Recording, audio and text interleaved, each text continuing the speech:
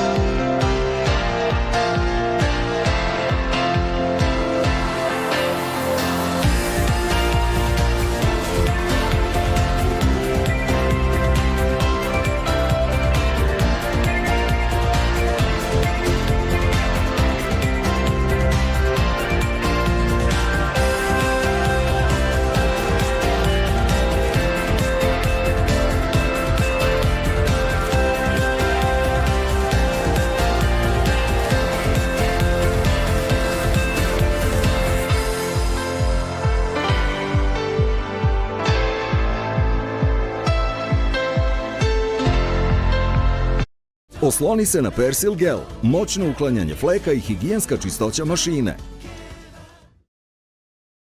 Nema glumaca, nema specijalnih efekata, samo Pepsi i limun. Toliko je jednostavno.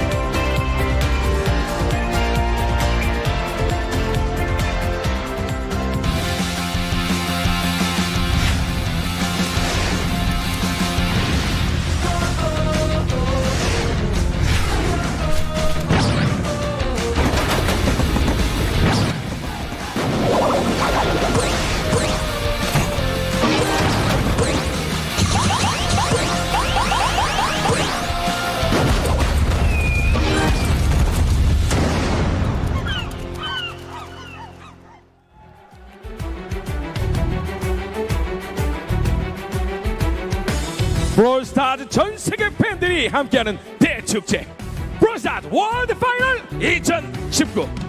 전 세계를 대표했던 8개 팀들이 치열한 경기를 통해 아쉽게도 4팀은 탈락했고요. 4팀이 남아 준결승 그리고 결승을 통해 오늘 세계 최고의 자리에 올라서게 됩니다. 과연 세계 최초로 브롤스타즈 세계 챔피언이 되는 팀은 어떤 팀이 될 것인지, 그럼 지금부터 브롤스타즈 월드 파이널 2019 두 번째 날을 시작합니다. 렛츠 브롤!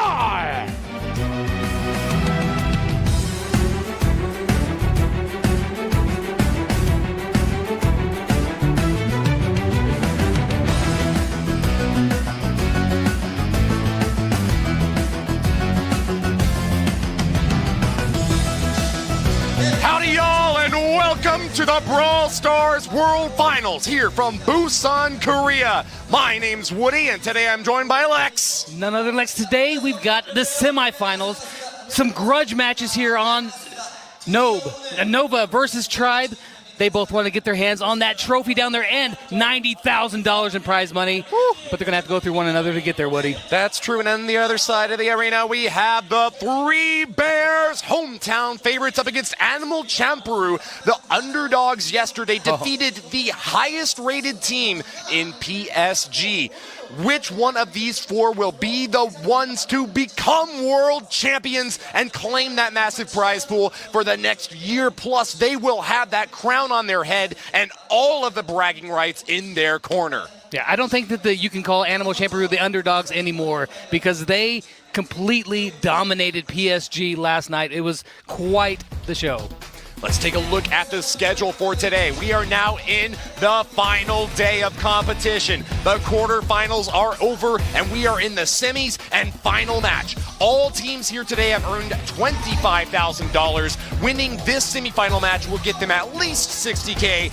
And like you mentioned, Lex, the champions get $90,000. It's not a small amount of money. Plus, that beautiful trophy that you guys have been seeing them down there, that thing is awesome, and I'm sure they all have their eyes vying to get that. The largest prize in Brawl Stars history demands the highest level of competition, and we have teams from around the globe competing in 5 different game modes, from Gym Grab, Brawl Ball, Heist, Bounty, and Siege. We've brought 5 new maps for them to compete in. This best of 5 sets will be competed over 3 games each. That's right. They have to be good in every single game mode. You can't be a master of one. You have to know them all.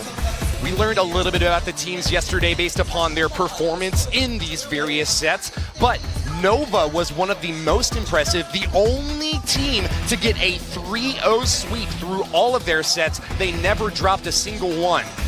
The finals today are going to have a different setup. You want to let them know, Lex? That's right. In Gym Grab, we are going to be playing Acute Angle, Brawl Ball, Course, Heist is Pit Stop, which, let me say, is a great map. I don't know who made that one. Bounty is Canal Grande, and Siege is Some Assembly Required. Well, there's no assembly required for these teams up on stage, except for the bans that we'll see today. One brawler will be banned from both teams, which means that no one will be able to use them. They might have to reconfigure their brawler compositions if they wind up not able to access their preferred brawlers. Let's take a look at the bracket now, where you can see the results from the quarterfinals on the far left side. Eliminated were Space Station Gaming, Paris Saint-Germain, Space Station Gaming Brazil, and Dr. HK. That leaves the 4 remaining teams. That's right. We got the 3 Bears, Animal Champeroo, Tribe, and Nova. The winner of 3 Bears and Animal Champeroo will go on to face the winner of Tribe and Nova. We contest the championship. We can only have one. There will be only one. That's right. Highlander. So the first match today is going to be Tribe versus Nova. It's going to be a battle for supremacy in the West. Our North American team versus the European team. 2 huge names in the field of mobile esports. Teams that have competed in World Finals for multiple different games and finally have their chance for Brawl Stars to become the world favorites. Yeah, it's going to be an epic competition today. I want to know in the chat right now, guys, who do you think is going to win it all? Post it down right here. 4 options, a decent shot there. We get to poll the audience and see what you guys think. Also, let us know which brawlers are you looking forward to today. We have a few that are going to get banned, but most of the time these players have access to pretty much the entire field, get to select from among all of their favorites. In Gym Grab in particular, I know that there has been some great use of Daryl in the past. What's one of your favorite brawlers, Lex? Well, I mean, my favorite personal brawler is Crow. However, he has not been played this entire competition. Big ups to whoever brings Crow into the field first. That's right. How about you? As for me, I guess I like Jesse, you know.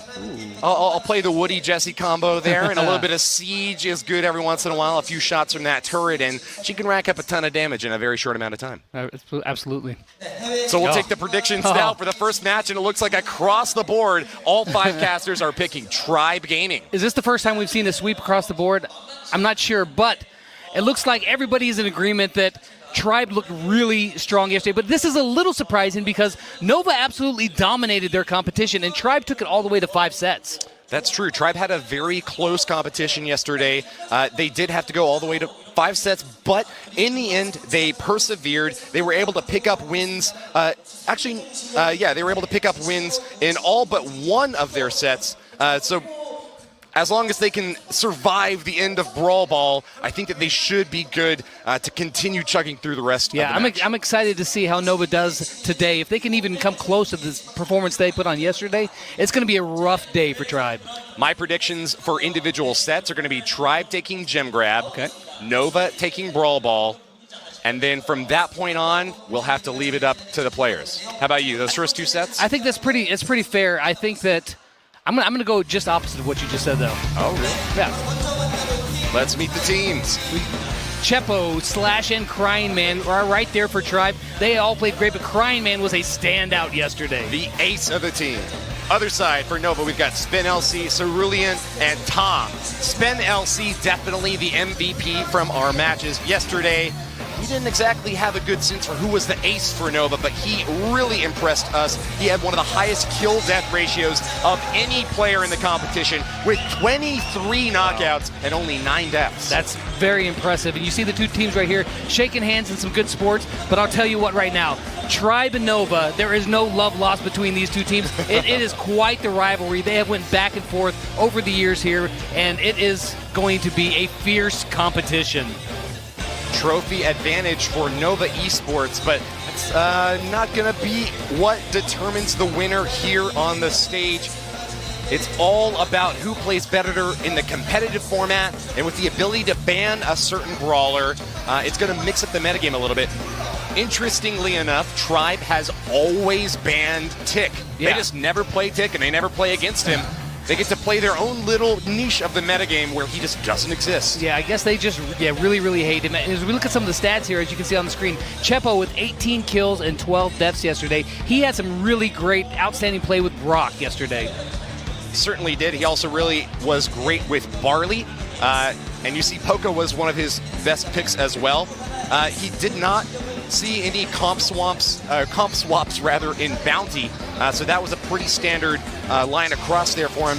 Now, however, he was going to have access to Rico in Heist. They didn't have access to Rico yesterday, so unless he gets banned in this matchup today, we might see him play one of his other favorite brawlers. And probably the MVP of Tribe yesterday. Oh, and I'm sorry. I was thinking this was correct. This is actually Slash. Slash actually did really well. He played some really good support roles where he wasn't, the center of attention, but he really held the team up on his shoulders a few times yesterday, keeping the other teams back and keeping his team alive at some really critical points. Yeah, often taking the brunt of most of these blows. He was the heavy out in front as Daryl in quite a few matches. He'll now have access to Daryl in some of his other favorite game modes as well. But the hero of Tribe Gaming, You hear the cheers from the audience. It's Crying Man.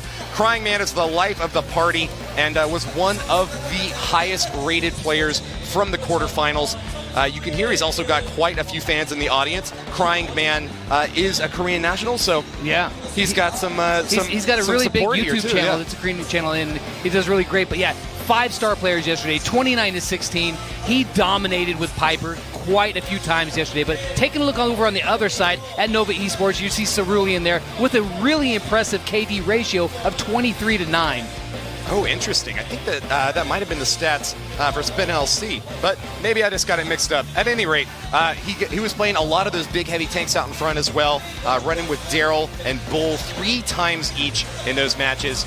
Remember, they only had 3 sets worth of games, so the fact that he was able to play so heavy up front and still get quite a few kills, very impressive. Yeah, absolutely. You see that sort of KD ratio with only 3 games, it's a foreshadowing of what could be coming towards Tribe here in just a few moments. But Tom here, he's done great as well. 12-8. He got picked up a star player. Again, he was more of a support role. He was always there. Actually, Nova overall just played so well as a team yesterday. And here we go, taking a look at Spin LC. Yeah, once again, I think Spin LC is the guy to look at in terms of that kill-death ratio. It might, in fact, be 23 kills and 9 deaths.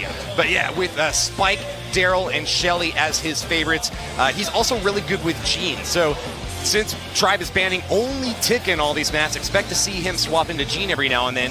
Really fantastic use of that super pull and get some clutch kills right when you need them. Yeah, he did. It was so amazing how they performed as a team yesterday. I was not expecting a sweep, especially after we saw almost every team go the distance. And there you're taking a look at that beautiful Brawl Stars World Finals trophy while we come into taking a look at the maps that are going to be played today. First map that we're going to see is Springtrap. This is a gem grab map. Springtrap sees a lot of Rosa play in competitive. She has one of the highest win rates and gets picked quite often as well, alongside Terra. You see in regular play, Ems is by far the most picked brawler, but we don't actually see a whole lot of Ems in competitive. She still does have a pretty high win rate, so keep your eye out for her. She works really well in that kind of mid-range where her attack can't go super far, but if you can get 2 or 3 hits with it, especially on multiple brawlers, it is maximum value. We didn't even see Ems at all yesterday. Not one time. I'm looking forward to maybe she'll get a bit broken out today, but as you're taking a look at the bans here on this first map, of course, Tribe is going to ban Tick, and Nova says they want no part of Spike here on this map. Spike is actually a really well-rated brawler on this map, and Tick is, well, Tribe's nemesis, obviously. Yep. They don't want to see Tick. They are like a pair of tweezers, Lex. They are the Tick extractors. Meanwhile, Nova Esports removing Spike. It didn't seem like they were playing Spike a whole lot during yesterday. We did see Spike get run a couple times by Spin LC, but I'm confident that he's got other players, or other brawlers rather, that he's happy to switch over to. Yeah. Maybe Gene on this map. Do you think Gene can work? Gene does work really well. One brawler that I wouldn't be surprised if we see, although he doesn't get picked a lot, is 8-Bit. Super high win rate, but a low pick rate. We saw 8-Bit get played once yesterday, and I believe it was by our man Slash up on stage, so maybe give him an option to play it again. The advantage with playing that really super long-range brawler is that you can also usually buff up the damage of all your buddies next to you when you drop that super. If you can get that behind enemy lines, or even set it up behind one of your own walls, it gives a very nice boost to that damage and helps you control the middle, essential when you're playing a gym grab map. Yeah, and what's interesting about this map in particular is that we've got springs there. You can launch yourself over to the enemy side of the map and give yourself maybe some surprise kills, although I don't think the pros are going to be utilizing it too much unless there is near the end of the map or there's a little bit of a desperation that needs to happen. Yeah, those springs are super deadly for the melee range brawlers. They can bash and smash real fast. But the long range guys, the gem carriers, they're often going to try to avoid those springs. They might even wind up triggering them just to deny access to an opponent, but it's pretty atypical to see the gym carriers making risky plays. Expect to see the other two out in front. Yeah, the gym carriers are probably most likely going to be sitting in the grass behind those fences and only coming out when they need to pick up a gym that is mainly on their side of the map, or they're going to venture a little bit farther if they've got good control of the situation. Yep, those gem carriers are usually the long-range brawlers or the healers in the comp. Don't always tend to be ones with higher hit points, but usually do have lots of mobility or healing, or sometimes both. Yeah. Both the teams here on the stage, though, they're looking pretty calm and collected. It looks like they are getting ready to go. It doesn't look like the nerves, maybe yesterday, calmed them down a little bit, even though the stage is set for a bigger, there's more on the line today, but they look pretty calm today. Oh yeah, there absolutely is, and I think you're right about that. All 6 of these players are at ease, got their devices ready to go. I mean, they've been preparing for this all last night and all day today, so there ought not be too many surprises. This actually is going to kind of surprise me, though. Nova has Spen LC picking 8-Bit, and not just that, but picking extra life, an option that you don't see too often here. No, that is a little bit interesting, although it can come in incredibly handy. It can only happen one time, so you're going to have to make the most of that one extra life that you get, where if you choose the other star power, it's active all the time whenever you have that super. The tank matchup we're going to see here is Daryl for Tribe and Rosa for Nova. Those are going to be the big heavies out in front. I got to say, I think that the advantage might be for Rosa on this one. That plant life is fantastic at topping her off in terms of health. Slash is going to be the heavy, hitting fast and hard, trying to knock down brawlers before they get a chance to heal up. Yeah, as we can see, we got Nova here on the top side. Spen's coming down, trying to work his way over to the position on the left-hand side. From the position that Spen is, he can pretty much reach everything in the middle, but a big roll in by Slash is going after Tom right now, but it looks like he's not going to be able to capitalize on that opportunity. To take down that gym carrier, but not going to get rewarded this time. Can't finish off 8-Bit, but he gets the first kill. Their extra life is going to be activated, but 8-Bit can't get too much value out of it. He might be able to grab these gems over here on the left side of the field if Sandy can't take him down. He's getting a few shots off, forced to use his super, rolls in, finishes him off. Yeah, Crying Man was just juking those shots left and right and just chipped him down to nothing, and they were able to pick up those gems. But look at Slash going up in the corner there, completely ambushes 8-Bit and then rolls out of there. But then Tom says, "You are not leaving, get back here." Denied the hook from Tom, able to grab a few more gems for Team Nova as they pull ahead, and far ahead at that. 7 gems now to 2 as the field resets. Sandy goes down, and it's another opportunity for Nova to grab another gem. Oh, Jack Cheppel right there had his super, and he thought that there was somebody in the grass and completely shot it into nothing, but he does get a connect right there, but only gets 1 gem out of it. With now Nova picking up 9 gems, they're going to have to make a move pretty soon here. Not going to buy much time. What we need to see here now is Tribe Jack Jeppo to be the hero and get a hook onto Tom. Oh, misses that hook, and that is going to be absolute destruction for Tribe. They are completely knocked out. A team kill, and Nova are going to take game number 1. Yeah, unless there's some big turnaround. If Jack can get his hook, he maybe have a chance here. He does, but he can't get through, and he's got to go all the way back. There's just not going to be enough time unless right here at the very end, and no, Nova does indeed take home game number 1. Gave themselves every opportunity to get the rebound, but Tribe could not finish off the gem carrier in the back, and Nova take the first game of gem grab handily. Your prediction's turning out to look pretty hot here, Lex. Yeah. Nova was looking very strong there. I'm expecting to see a comp swap for Tribe. Yeah, well, I don't. You know, with one strange pick that I saw that they did, not strange necessarily, but they didn't play Sandy at all yesterday, and they brought out Sandy again here in this first match. But to me, the story of that first game was Gene and how well his supers were utilized. Nova just connected on those supers, and Tribe missed a few. It's true, and they're so crucial at turning the tide of the battle.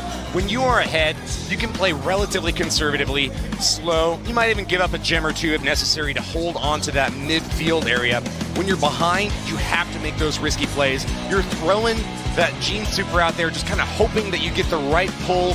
You're making really risky charges in to try to get an advantage, and if it doesn't work, yeah, the desperation it results in a loss pretty quickly. Yeah, there was some desperation there at the end, but I mean, what else are you going to do? They gave it a shot. Let's see how they rebound now. I do think that there are going to be some changes here. I don't know how well Sandy benefit. There was some really good plays by Crying Man, but I think that they probably ought to get something else, maybe a little bit more long range besides Sandy.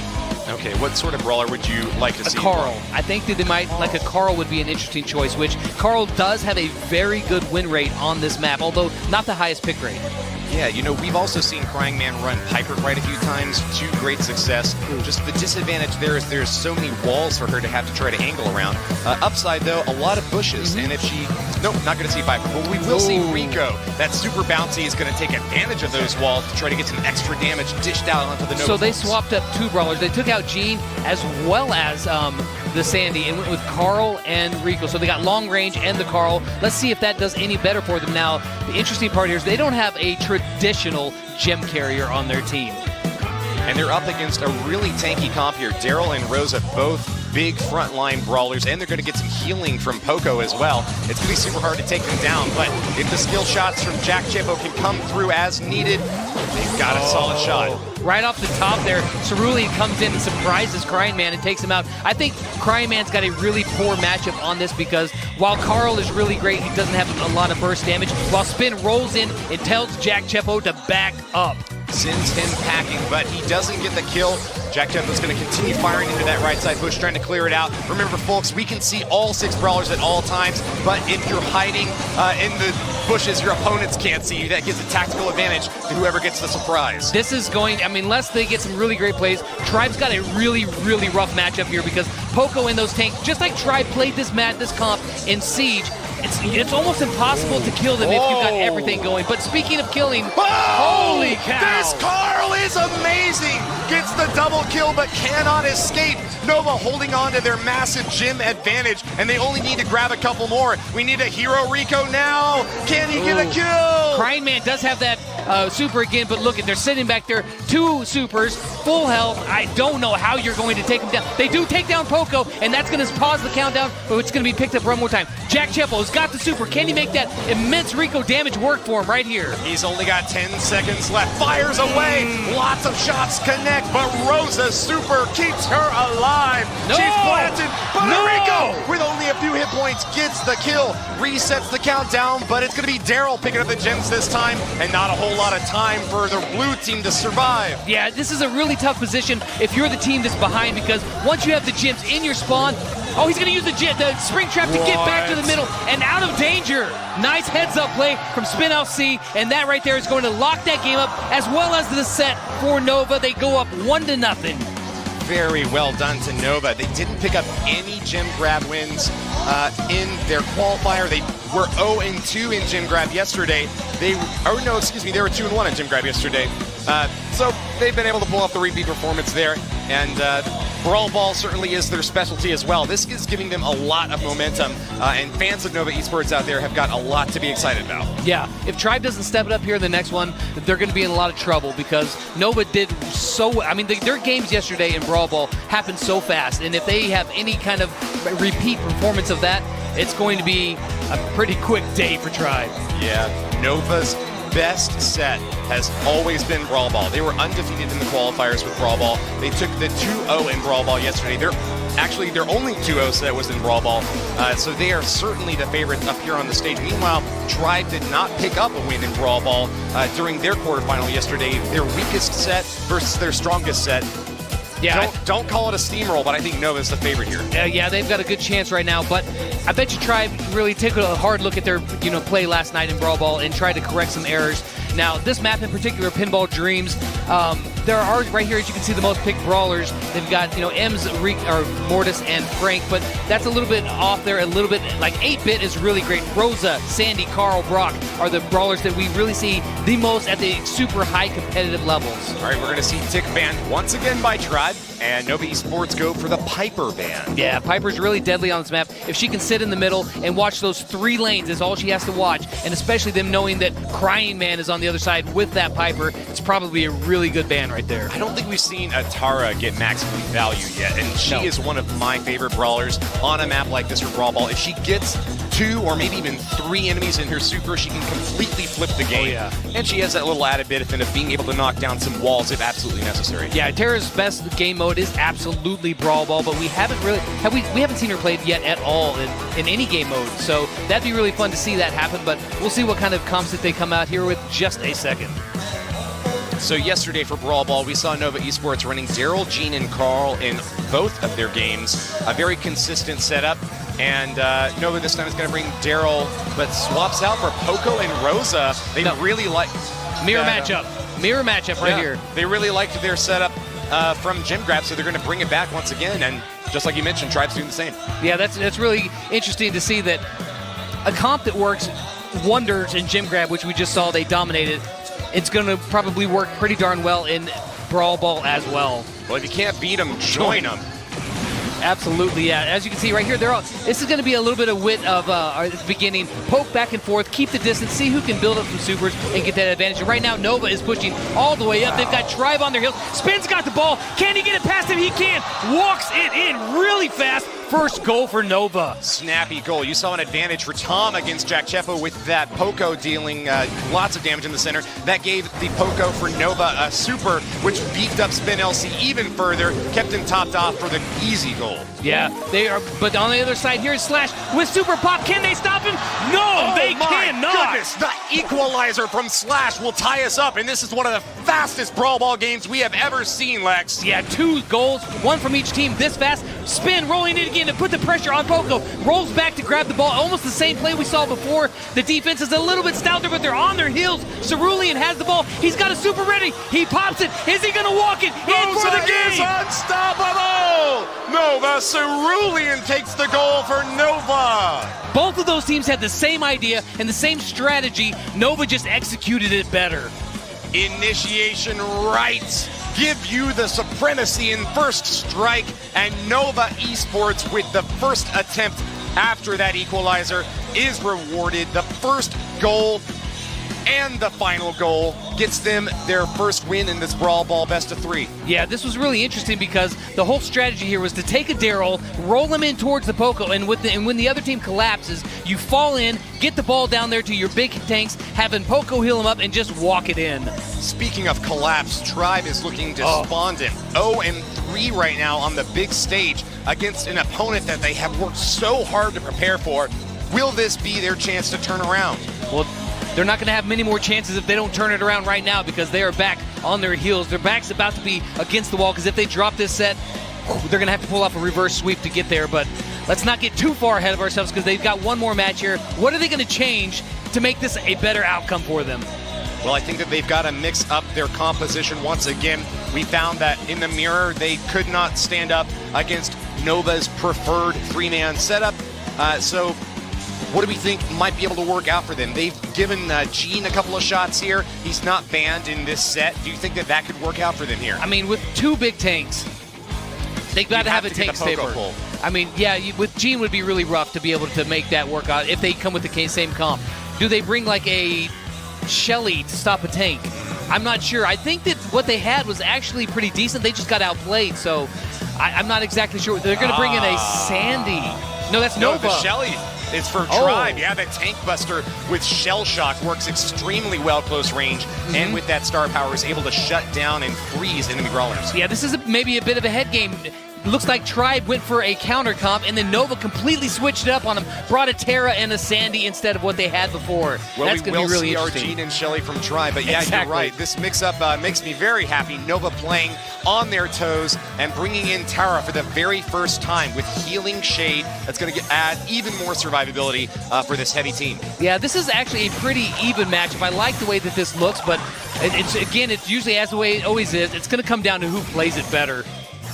Crying Man taking some risky shots over here to the right side bush, trying to push Rosa back, but not able to do it. They're going to play defense in this first setup here. Gets a few shots onto her, but her range is just so much better than Crying Man's. Able to punch through and regain hit points in the bush. This is going to be very dangerous for Tribe. Nova Cerulean about to score again.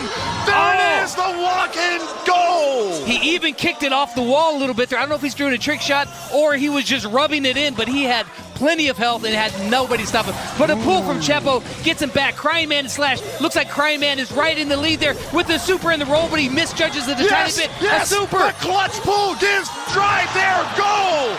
Jack Chepo, the MVP from that exchange. Yeah, Shelly just blew open a huge hole, and Chepo was able to kick it right in. So turning around, they knew that their back was against the wall. They had to get something done. Shelly, Chepo with Shelly leading the way. Slash has got his spot. Lightning strike twice? It does indeed. Scores! Equalizing this set and giving them the win they so desperately needed. Can they make this tied up? Yeah, this is the first time we've seen Tribe really turn it around and Brawl ball like this, and this is exactly what they needed, and not a moment too soon. Wow, hats off to them. They clearly are not ready to take a break though, but that comp swap did finally work out for them. They tried running that super heavy tank strat, and even though they mixed it up expecting those big double tanks up in front, what a clutch pull from the, I believe it was Jack, right? Chepo, yeah, Jack he's the one who pulled him in there. Able to get the pull and then pass up for the goal. He would remove the defense, and then they would go right in behind him. It was a really, really heads-up play, and it makes you wonder, should Nova have switched up at all and tried to play? I mean, I enjoyed it, but would they have done better if they would have just kept doing what they were doing? I don't know, since they brought that Shelly in, it would have been a harder matchup for sure. The 1-2 shot from Jack Chepo, the ace from Tribe, has got a lot to be proud of. I'm really looking forward to Crying Man stepping up. He has done amazing yesterday and today. I think that we can expect great things from him, especially in the set to come. But will he be our champion in this game number 2 to take the set? A reverse sweep would be exactly what the North American team needs to get back on their feet. Yeah, they definitely need a win right here, or else it's just going to be a ton of pressure on them. But I think that they can do it. They showed a lot of moxie right there in that last game to be able to turn it around after they'd just been hammered 3 games in a row. They turn around, no, we do belong here. We can play this game, and this is how we do it. The Youngbloods from IX Gaming have joined up with one of the juggernauts of the mobile esports competitive scene. The Tribe players compete at least 3 hours every day in practice, and it has rewarded them with the top spot in North America. What are they bringing for this final game, Lex? Yeah, it looks like Nova was happy with the Terra play, and so they're going to keep her in, but Tribe is mixing it up once again. They dropped the Shelly and brought in Jean and Carl.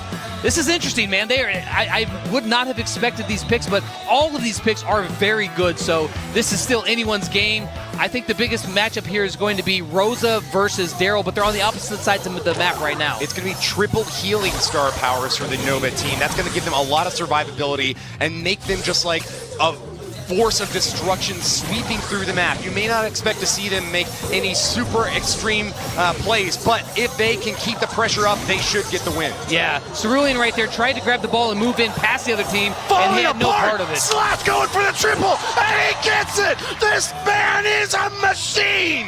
Wow, the way that Slash used that super and just cut the other team down is amazing. Now Crying Man has the ball. Jack's trying to build up that super, I guarantee, to get a pull, which he has right now. He's looking for one. Is he going to find it? No, they're going to take their time, step back a second and wait, but a pull comes in from Spin to get the ball out of his hands and wipe him out. And the tackle is good. Nova gained possession in this third and final game. Who's going to get the first goal? This is the longest opening play that we've seen in any Brawl Ball game between these two teams. Crying Man gets super down, and Nova's looking good to goal. Can Jack Chepo save? No! Try back in it. No Nova Tom scores! Yeah, they just what was crazy is that Nova was on their heels on the back. They made some good defensive plays and pushed the other way, but here Tribe is not letting up. With a big pull from Spin coming in, he does get Jack Chepo, but Chepo reverses it, and they've got the ball all the way up, but just in time, Cerulean takes him out. Wow, Spin to win. My man Tom has got it good up top. He's holding on strong with Gene, just puffing away with those magic puffs and dealing damage wherever he gets a shot. Yeah. Nova just need to play defense for 49 seconds and they'll take the win. Yeah, this will give them the set and put them up 2-0, so Tribe doesn't have much time to make it happen right here, but we've got 3 supers activated, ready to go for Tribe. Can they get the best of them? With a nice pull on Tom. He's down for the count. Nova are in dire straits. They've got possession, but they can't hold on for long. Tribe circling around, trying to get in. They are not going to be rewarded, though. Slash finished off, and once again, Nova are going to hold on to their defensive line. Yeah, Chepo pulled him in, but he actually got out of it with all 3 players in 3-on-2. We've got Slash spinning like crazy, but Tom's got a super. He gets pulled by Chepo, but no! He cross kicks it in and scores 2-0. Nova has got Tribe on its heels. The masterful super shot. Tom gets it in the far side of that post, and it's a 2-1 pickup once again for Nova Esports. Wow, Tribe. I bet you they didn't see their day starting off like this. I'll tell you that right now. But the play that Nova is doing is just astounding. They're playing so well as a team. They're having just an amazing defense, and then they're able to turn that defensive around into a great push. And not only that, but they were able to escape a few really big supers, like they would get sucked in or pulled by Gene, and they would be able to get out of there by working as a team and then capitalize on their opportunities when they were there. Never did a team that was behind turn it around for the match win, but if any team can do it, Tribe might be the one. They are favored in this heist setup. Nova lost their heist match in the qualifier, and yesterday when they played heist, they had a very close 2-1 victory over Dr. HK, so we certainly believe that Tribe, having picked up a 2-0 victory in Heist, have got a chance to win it here. Yeah, Tribe said that Heist is their preferred game mode, the one that they are the best at, so this is their chance, of course, to get back in this game as we see the bans 8-Bit and Tick. Of course, Tribe with that Tick, but Nova with the 8-Bit ban. 8-Bit is really good on this map because he can either come from the very far angles and be able to pop down his super and do a ton of damage on the safe, or if the middle wall is broken out right in front of it, that he can just sit back almost mid-court and just be such a force to be reckoned with, so they have no part of that. So really what we're looking here, I guarantee you there's going to be a bull on both sides of the map. Maybe a BB and a Carl. Meanwhile, we are going to be seeing access to Rico this time. Jack Chepo is really known for playing Rico particularly well, and he's got a decent win rate on this map as well. So possibility there for the long-range brawler to bounce some shots around here. Yeah, this is going to be interesting. I love that on this map, on the sides, you can sneak down the sides if you can get by there, and sometimes you can get one of those opportunities where you see a bull sneaking down the sides, lumbering in the grass, and he comes out before they know what's happened. They've lost half their safe. These heist games were some of the quickest during the quarterfinals yesterday. Oftentimes we saw base races toward the end where just all the brawlers were going face first into the enemy safe, trying to shoot him down. Indeed, we do see Jack Chepo making that Rico pick here. He's going to go for a super bouncy, and on the other side, there's a Rico as well. Nova choosing Robo Retreat for their star power. Yeah, similar to 8-Bit, Rico can get from those angles off on the sides and be able to reach the safe from such a distance that it gets really annoying. Now, of course, that's the difference there is that star power. Spin decides he wants the speed, and Jack is going to try to use those bounce shots to deal more damage to the safe as we jump in here to the very first match. Or not the very first game of this set. Slash is going to try that sneaking around the side. Is he going? No, he's going to go ahead and check the bushes. Cerulean gets the sneak, though. Nova's going down for their enemy safe, but can we get a successful defense here up on top?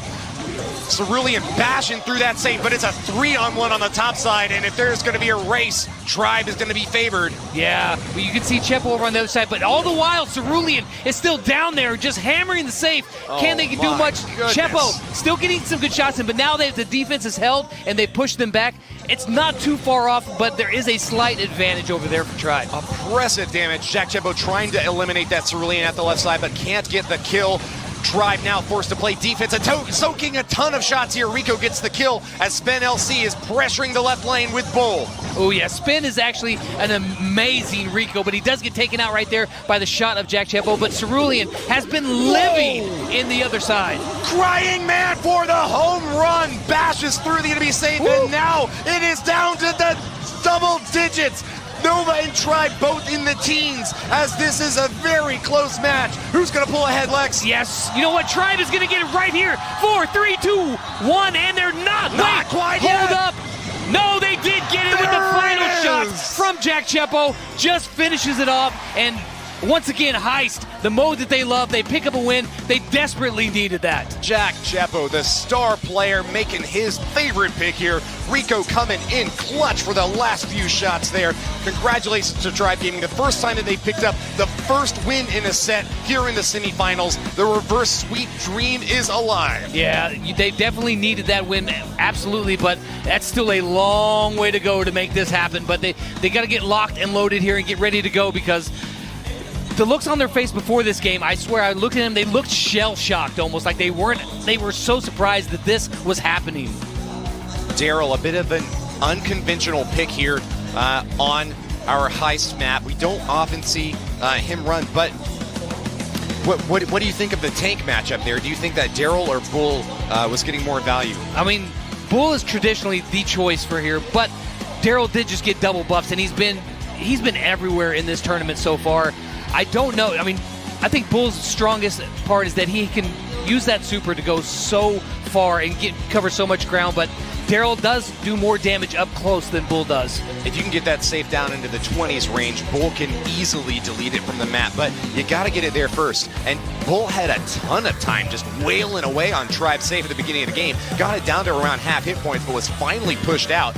It was still around balance there. It was still pretty equal with Rico trying to defend against that Bull. We're not going to see exactly a similar matchup here, even though Rico worked out really well for Jack Chepo. He's happy to switch to Nita. This looks like a more defensive comp here. What do you say? Yeah, this is a pretty standard, it's pretty not too far off something you would see. The cool thing here is that he chose Nita, and the star power that you're always going to use in Heist is Hyper Bear, because if you can get Bruce there all jacked up on the safe, he just completely wipes the floor with that safe and just boxing it down. Bruce the Bear, very tanky and deals a lot of damage. Meanwhile, you're getting splashed from Nita's main attack, and she recharges it pretty quick herself. Able to dish out a ton of damage to Rico if she can chase him down. So expect to see her be the counter pick against Rico over on the left. She's trying to sneak in, get some support from Crying Man. He's got a nice shield to keep him covered. But hold on, Bull destroys Daryl on the right side. That's going to be a massive lead for Cerulean as they take a few shots at that safe. Yeah, it was pretty cool because he took him out and charged in, took a couple shots almost as a drive-by, but they didn't stick around. He's still down there. They still have to deal with him, but Slash rolls in and just obliterates Spin, and now he's got his eyes set on Tom, but Tom says, no, you need to get out of here because this is my safe. Nicely done there. A few shots in the Nova safe, but not able to take it down. Slash gets the kill. Tom is up for the count. Spin LC is down. A double kill for Tribe, but they can't finish it off. A big defense from Cerulean is going to be enough to push Tribe back and away. Yeah, but right when they died, they started having more players funnel in, so they couldn't completely overwhelm, but we do got a big charge in on the safe. Whoa. As you can see, they're getting a little bit damaged, but we got Slash and Crying Man on the other side. However, we got two Nova players trying to hold them off desperately. Jack Chepo forced to use the super on defense once again. Going to be able to push that Bull off, but at what cost? Tribe is now behind by 20% on this base race, and Cerulean's going to get another shot at the safe. Running south. Can Crying Man push it off? Yes, he can. Defense is good. Meanwhile, up top, Tribe is getting good damage in on the Nova safe, tying it up and maybe pulling ahead. Slash was able to walk around the corner from that Bull and roll in on the safe. We got some kills over there on the left-hand side, but Jack Chepo is still alive. He's about to go down. Spin and Nova are now charging back towards the Tribe safe, but we have the respawns that halt them in their checks. But look at Cerulean. He's got the super ready. He comes in. Charges the safe and fires away, bringing it down to 24%. Defense from Jack Chepo's good, almost gets the kill, but Cerulean's going to escape. He's still in the bushes, and that's going to force Jack to play defense, not what Tribe wants to be doing right now. They have to push hard and fast, because Spike plus Bull equals death. Rico Super hits the save, and it's down. Nova takes game number 2. Oh, 312. What? Only 312 hit points left. Hold They on. could turn it around right here, but it has to be right here. The damage is rolling in with 6%, 3%. My Oh goodness! my God! Can you believe that? Believe what I am watching, Lex. I called it for Nova too soon. Tribe will take the win with 1% health left on their save. 312 hit points. A stiff breeze could have knocked over that safe, but they took out the safe and they were able to. They just had enough defense, went back the other way and finished it off in one shot, and they desperately needed that win, and that gives them some more confidence moving in to Bounty. All of a sudden, the cheers for Tribe are echoing through the arena. This North American team has pulled off their first set victory and now are glaring directly at that trophy. But we gotta say, that was their preferred game mode. We expected them to pick up the win there. It's not gonna be quite so easy in this Bounty set to follow, Lex. Yeah, I mean, if they had that hard of a time with their best game mode, that doesn't bode well for Bounty, but they're all really great players, and maybe this is just the shot of confidence they need to keep this dream alive for the reverse sweep, and it's going to start here in Overgrown Oasis. We did not see Nova Esports play Bounty yesterday. They swept their quarterfinal match with a 3-0, but during the qualifiers, they got a 1-2 loss in Bounty. Suggests that it might not be their strongest game mode. They've been able to take a win at it, but Tribe has shown proficiency pretty much across the board. Unfortunately for them, though, also a loss yesterday in the Bounty set on a 1-2. So this could certainly be the decider here and now. We're going to check out the bans. Tribe Gaming choosing Tick for, I think that's the 8th time in a row, and Nova Esports making the Gene pick. Yeah, well, Tick actually being down here is actually a pretty good choice, regardless, even though on some of the other ones it might not have been. He's got a high pick rate and a high win rate on this map. With the Gene pick, also very good. Gene's win rate is even higher on this map. Some brawlers who we're most likely going to see are Piper, Brock. I'm looking forward to seeing if Chepo is going to play some of that Brock that he played so well yesterday. 8-bit, maybe even some Sandy as well. Yeah, Slash played Gene all 3 games of Bounty yesterday. So this Gene ban from Nova certainly is targeting directly onto him. In fact, they love their brawlers from Bounty yesterday so much, they played the same comp all 3 times, Brock, Gene, and Piper. We're going to expect to see Piper and Brock once again, and indeed we do from both teams. The King and Queen of Bounty are in the action, and it's a total mirror match with that Carl choosing Protective Pirouette to add on. Yeah, everything from the brawlers to the star powers, this is going to be who plays it better, which is what I love to see. We're truly going to know at the end of this first game here who played these brawlers better and worked as a team better.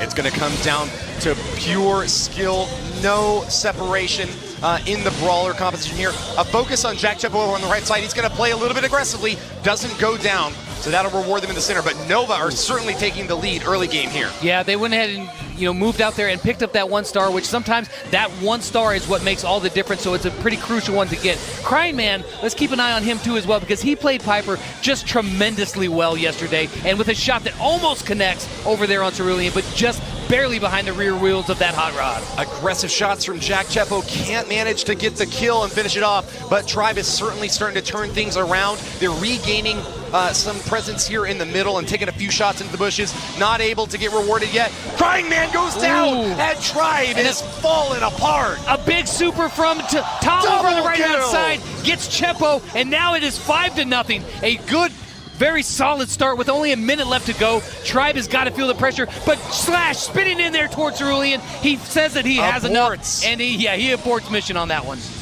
Wow, that Protective Pirouette can really keep that Carl safe, but not when you've got a Piper also attacking you. This mirror match so far, far in the favor of Tribe. They're keeping hold of the center and not playing too aggressively. Meanwhile, Tribe pushes hard and just a bit too hard. Over on the left side, we got an attack now from Cerulean, not rewarded as Tribe gets their first kill of the game. Yeah, the very first one there.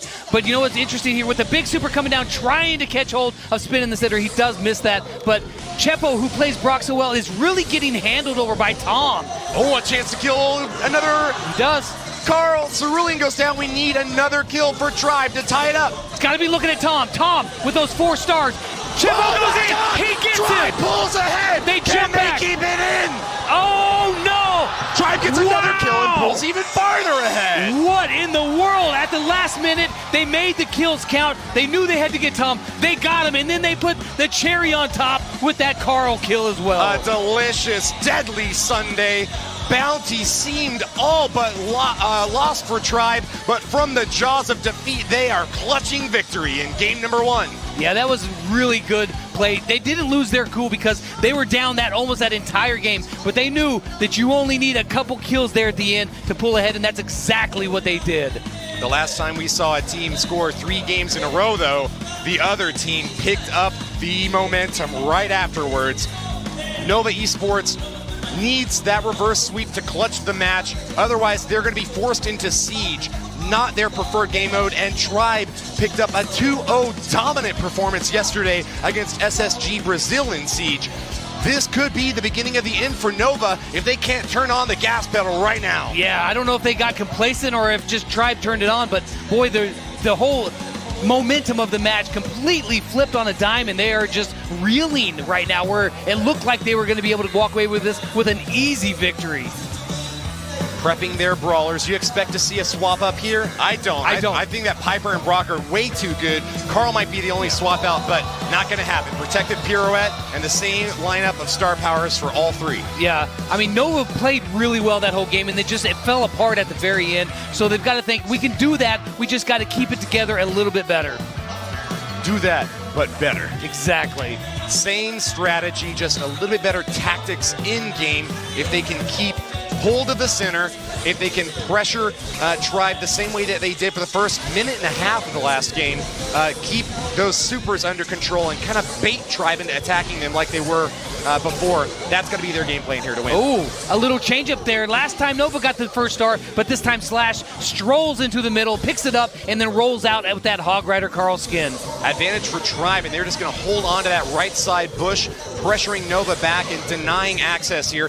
Meanwhile, Crying Man's going to hold on to the center, not really putting too much pressure on Spin LC. They're going to swap back to their 2-on-1 now. Brock takes a shot, but can't finish Spin off. Yeah, they actually got a shot on Piper there, and they both tried to come in on Spin, but it didn't pay off in the end.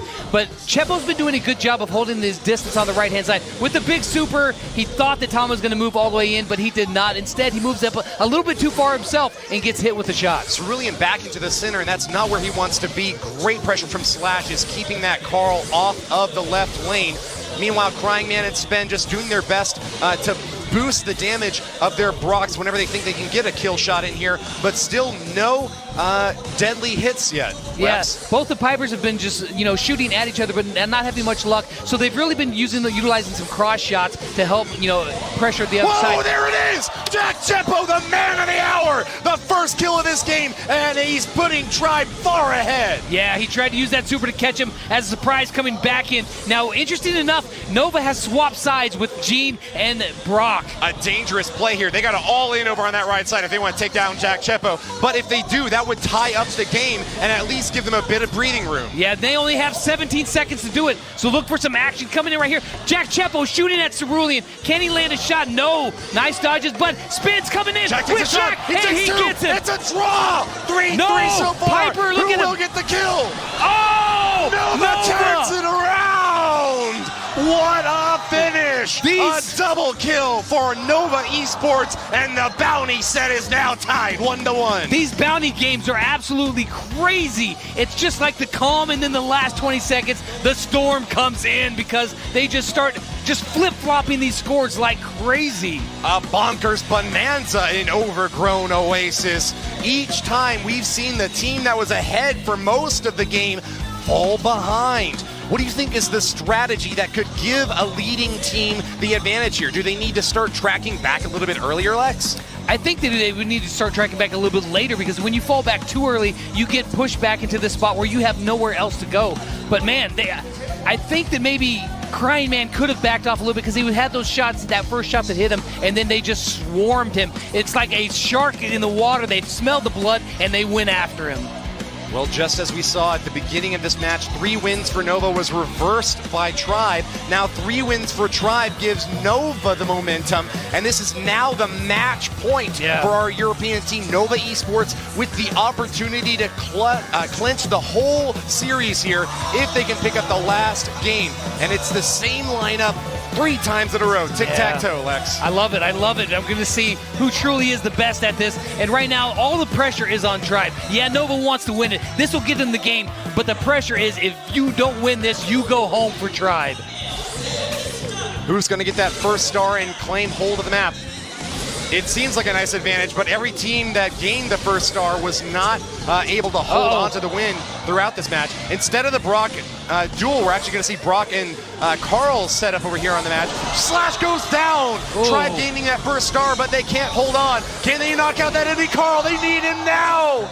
Yeah, it was interesting. They didn't come out with Brock versus Brock. It wasn't working out for them, and when they switched over last time, it did work out. A big super by Tom clears out some of that brush that they can't hide in any longer. Chepo still looking for it. A big super comes down, but just at the backside of Cerulean is not able to finish him off. Jack and Crying Man doing their best to triangulate on this Cerulean. We get 1 Piper hit on the enemy, and that's going to force Spin LC back. Advantage here for Tribe as they're pressuring hard, but they have yet to get that crucial kill, and we're already 1 minute in, halfway through. Yeah, they definitely have him in the spot that they want. Cerulean is trying to push back so that they can regain a normal position, and it works out really well for him. Very nice play, juking, and now he's got his eyes set on the center. He's looking for a kill with all the 3 brawlers bunched up right there. Crying Man gets hit with a shot. Jack and Crying Man both taking hits here, and it's not looking good for Tribe. They're going to have to recoup, and they're not going to have much time to follow up, but there it is!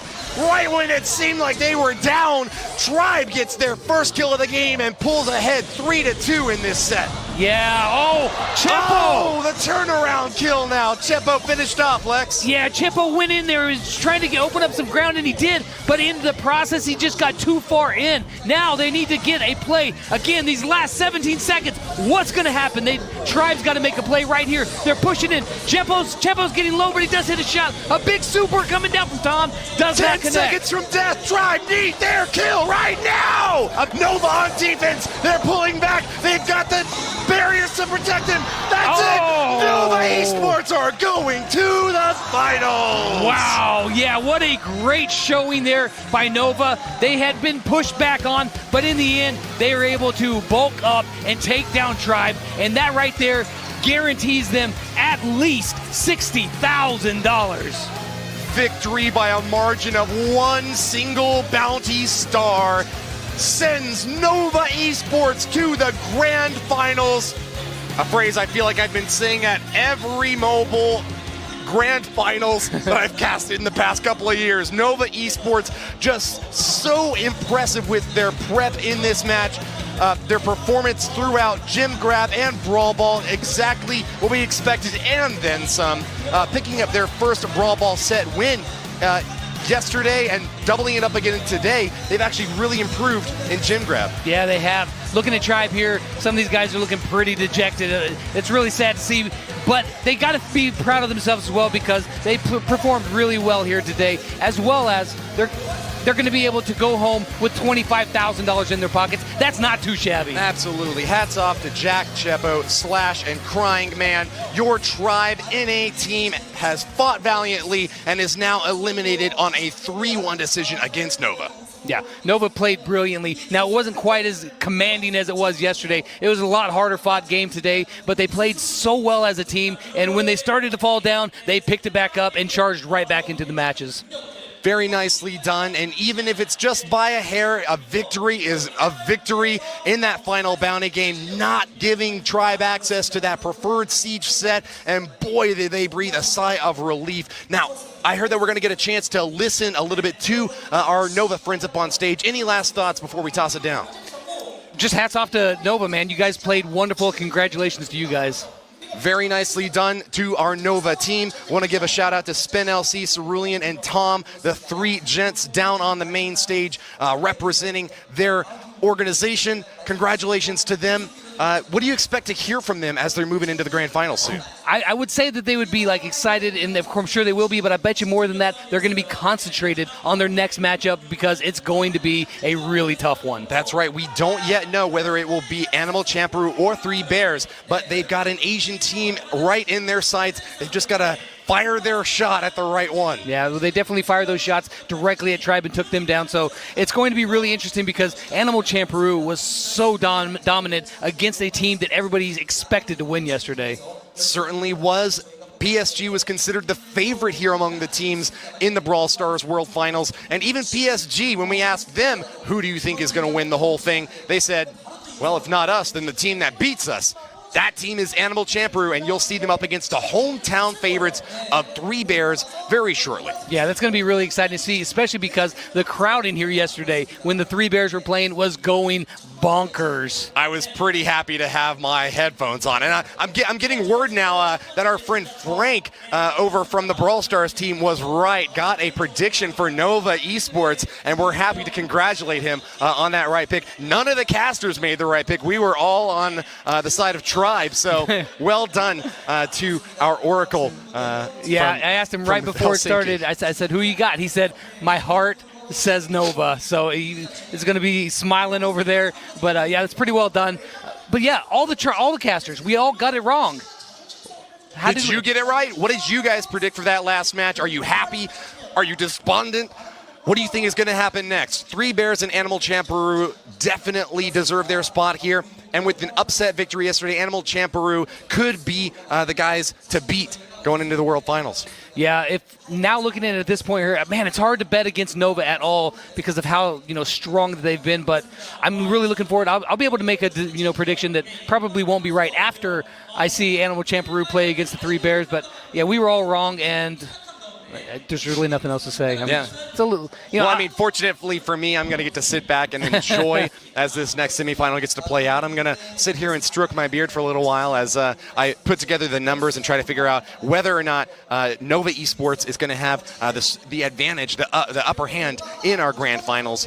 But Three Bears and Animal Champeroo, super excited to see them play. And Lex, I know you'll have a lot to share when they step on the stage. Oh yeah, whenever they come back on here. Back up here, Kairos is going to be joining me here pretty soon. We're going to have a fun time, sharing that game with you guys. It's going to be a lot of fun. But I'm looking forward to seeing what these players have to say here. Or are we not? Do we not get to see what they're? I guess we are not going to tell us the interview just this time. Congratulations, Never mind. There they are. 네, 브론스타즈 드디어 결승 진출 첫 번째 팀이 선정이 됐습니다. 노바 e스포츠. 사실 초반에는 좀 쉽게 이기는 듯한 느낌이었는데 나중에 위기가 왔단 말이죠. 이유가 있을까요? Victory in the beginning, but you guys were having struggle in the middle. What happened there? I just think Tribe are obviously a really good team, and in the end, a bit of nerves came into play, but we stuck together as a team. 처음에는 잘 진행되다가 그래도 트라이브라는 팀이 매우 잘하는 팀이었고 그런데도 이제 마지막에는 우리는 끝까지 팀을 유지하는 거였다고. 팀워크의 유지가 승리의 비결이었다라는 것 같은데 혹시 팀 중에서 오늘 이 선수가 최고였다 스타 플레이어를 뽑는다면? And within your team, who would be a star player? I think that was very much a team performance. All of us stuck together. I can't really pick a star player. I think all of us. 모두 다 열심히 해서 고르기가 너무 어렵다고 합니다. 그 말인즉슨 스펜서 미. 자, 결승전에 먼저 안착을 했는데 지금 두 팀이 경기를 해서 결승 상대가 결정이 된단 말이죠. 쓰리베어스, 참프루 어떤 팀을 만나고 싶습니까? So now you're the first seeded at the finals, and who would you would compete? Three Bears or the Champroo?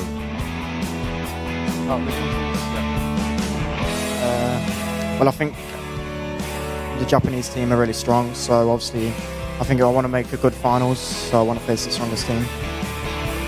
일본 팀이 막강해서 막강한 팀과 싸워서 이기고 싶다고 합니다. 오, 그 얘기는 한국 팀이 떨어져야 된다는 소린데. 그건 안 되죠. 뭐 승부는 경험을 해봐야 될 테니까요. 결승전을 앞두고 있는데 팬들과 가족들 그리고 응원을 해주시는 많은 분들께 한마디 한다면. Would you like to say something to your fan or family of all over the globe?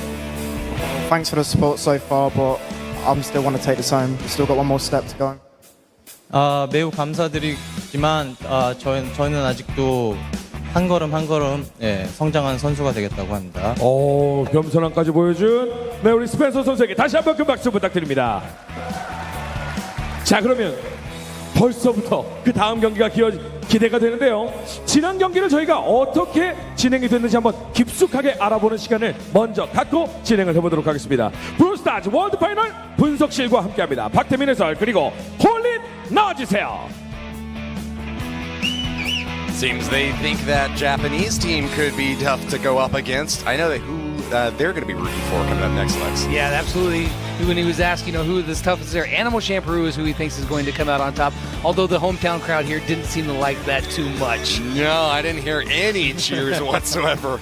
Maybe just one or two, strong fans out there in the crowd. But hey, I know that there's a lot of Japanese fans at home who are rooting for Animal Champeroo, and they were one of the favorite picks among the most competitive players up at the top. In fact, before the entire tournament began, Nova Esports said that they thought that Animal Champeroo could be the team to take it. So they might have a big obstacle ahead of them if it doesn't go their way in the next semis. Yeah, absolutely. And one thing that I really like that Spin was talking about there is that when they asked him who was the best player, he said, "You know what?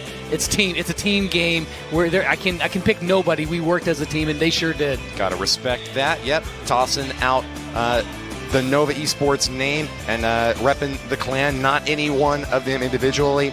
We're going to take a look now at the highlights from that last match, where we will see the clutch kills that gave Nova that leading edge. Oh yeah, here in Springtrap and Gym Grab, you can see Spin bouncing in, jumping in there, and just rolling in with Daryl and doing a great job. Daryl had a lot of play yesterday, but didn't have a great, kill-death ratio, but boy, did they turn it around right here. He played wonderful. Yeah, very aggressive brawler, and coming out from both teams, Daryl was the star brawler to keep an eye on here in these matches. Now, there was a desperate attempt here from Tribe at the very end to try to take those gems back. They did knock down their Rosa, but Daryl once again holding on. Spen LC, the hero for Nova, and then hopping out at the last moment there, using that spring trap to give himself some clearance. Yeah, it was a really great play. A little bit risky, but he knew he had just enough time. But here in Brawl Ball, it was just another story altogether because they just dominated them. They pushed them back with those big tanks and were able just to walk the ball in time and time again. Oh, absolutely. Yeah, the first three games went clearly in Nova's favor. We saw a switch up there in game number 2 where Tribe picked up their first win through Brawl Ball, but it certainly was not a dominant performance. They were able to double back up with that 1-0 victory, followed up with Tom's epic super into the corner, gave them the lead in set number 2. Yeah, and then in Bounty, this was all of the Bounty games were a story of the last 20 seconds of the game. They would get it close, but you never knew who was going to get the win until the last 20 seconds played out, and that was no different in almost every single game. And you see them getting those kills right there. It's like Spin taking out Jack Chepo. Just some wonderful play here by Nova. I gotta say hats off to Jack Chepo, doing a great job busting up those walls and bushes over on the right side of the map through that last game. That almost got Tribe the lead. They were ahead in 2 of those games for most of the time, but just couldn't follow up at the end. And wow, I expect to see them again maybe in next year's World Finals. But until then, Tribe, hats off to you. You're going home as semi-finalists with a nice prize to boot. But Nova Esports, the name on everyone's lips right now. Yeah, they've done a really great job. But yeah, they're in that last part in the Bounty. It was just so close. They had their opportunities, and they just couldn't capitalize. Or at least Nova was the one that capitalized on those really high-pressure moments. They were able to, buckle down and get those wins when they needed them. We were taking a look at some of the brawler picks before and trying to figure out which ones were going to be the upset wins. We saw Terra and Rico come out to great effect in these games. Were there any other brawlers that you'd like to mention? We did see 8-Bit play a couple more times more than we have in the past, but we still, again, haven't seen my man Crow. Or no M's, but maybe here in the future matches coming up. Indeed, yep. Not going to see her just quite yet, but here are the results from all the games now lined up for your viewing pleasure. Gem Grab went dominantly in Nova's favor. You see Tribe hanging on to 3 gems toward the end there. Not quite the same story in Brawl Ball, where it went back and forth for a little while. And in Heist, whoa, man, that race at the very end, I called the game for Nova, but Tribe picked it up after all. Yeah, that was probably the closest game that we've seen this entire tournament. The 312 hit points left on that save, that when they were able to finally mount the defense and then just smash them down on the other end. That was just an insane game. Wow, just one of those games that you will not forget about anytime soon. Tribe showing that even when all seems lost, they still had a shot. They've taken it though, and we're gonna have to close it out as we're gonna be going off to the next set soon. Lex, you'll stay on the desk and I'll be hopping out.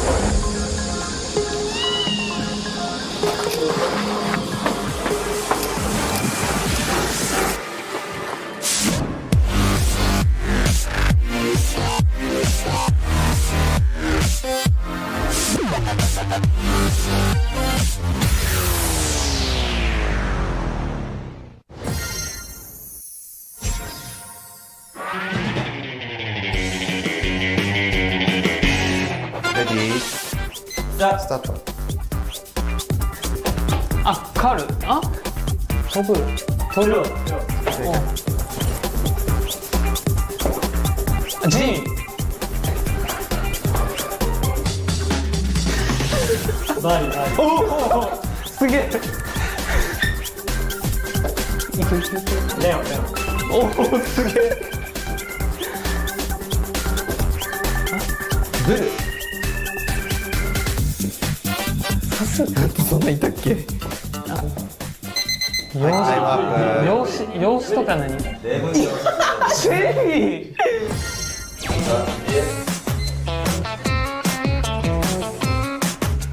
こっち。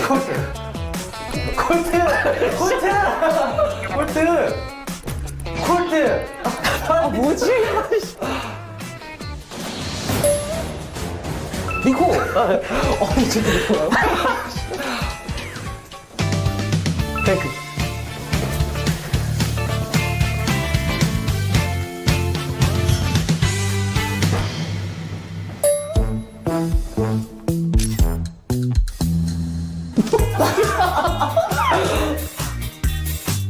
엠즈. 오케이. 와. 오케이.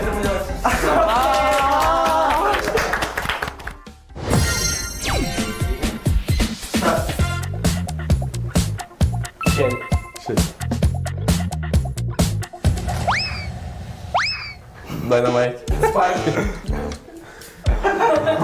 Sing.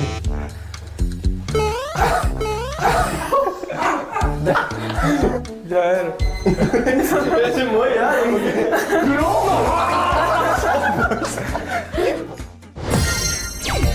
Tá bom.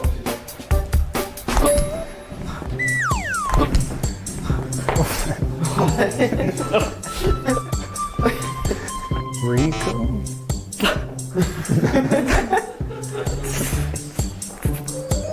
8-bit? Yeah. Okay, sweet. Piper. Shelly. Spike. Bull. Shelly. Poco. Penny. Jesse. A Carl.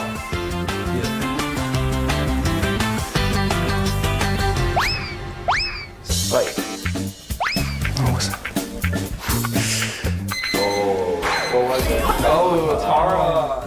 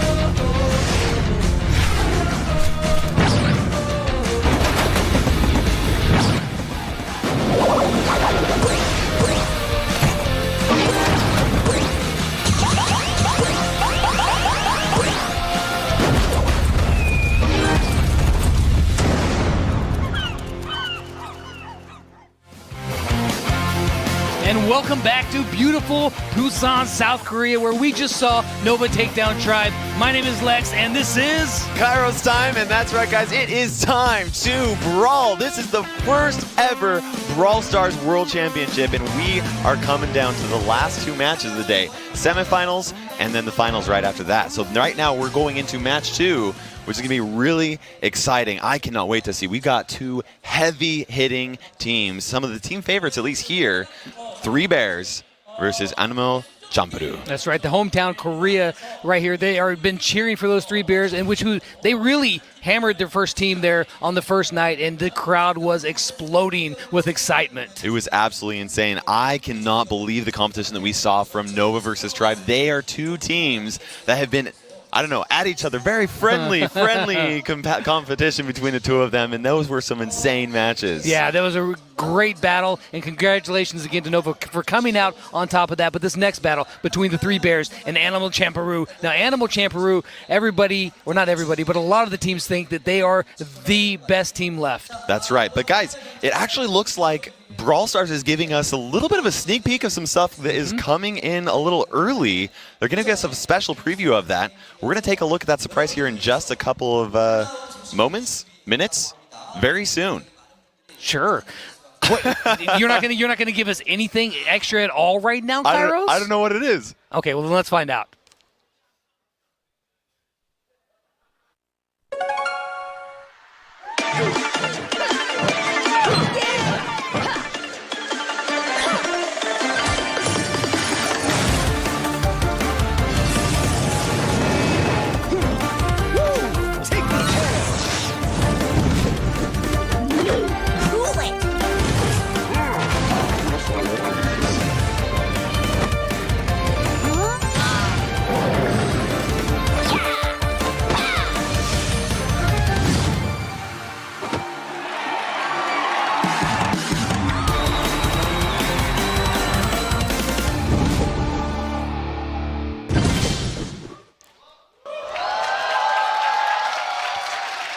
What in the world is that? So it looks like we've got an open competition for anybody to participate, monthly finals, and a global format.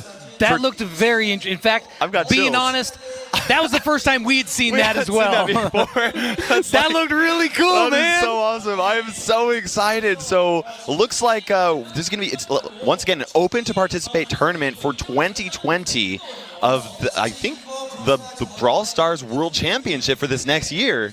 Yeah, that looks really interesting. We're just going off of what they've got for us here, but I am really super excited just by thinking about what's going to be coming to Brawl Stars next year. Open to participate tournaments for more players to compete and to watch. That's exactly right. Now you guys can go to the Brawl Stars official pages for more information. That might be up right now. If it's not, check out after this competition that we've got today, and there will be more information there. Hey, not right now, Lex. We're casting. We got work to do.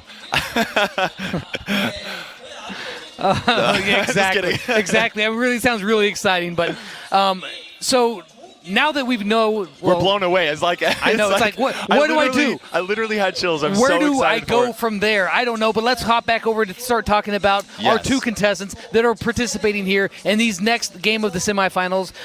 3 Bears and Animal Champanru. I think we've got predictions. You gotta, walk us through what we've all decided that we are going to pick here. These two teams. Let me tell you guys, a ton of teams, when asked what team they think they're going to actually win the competition aside from their own, they chose PSG.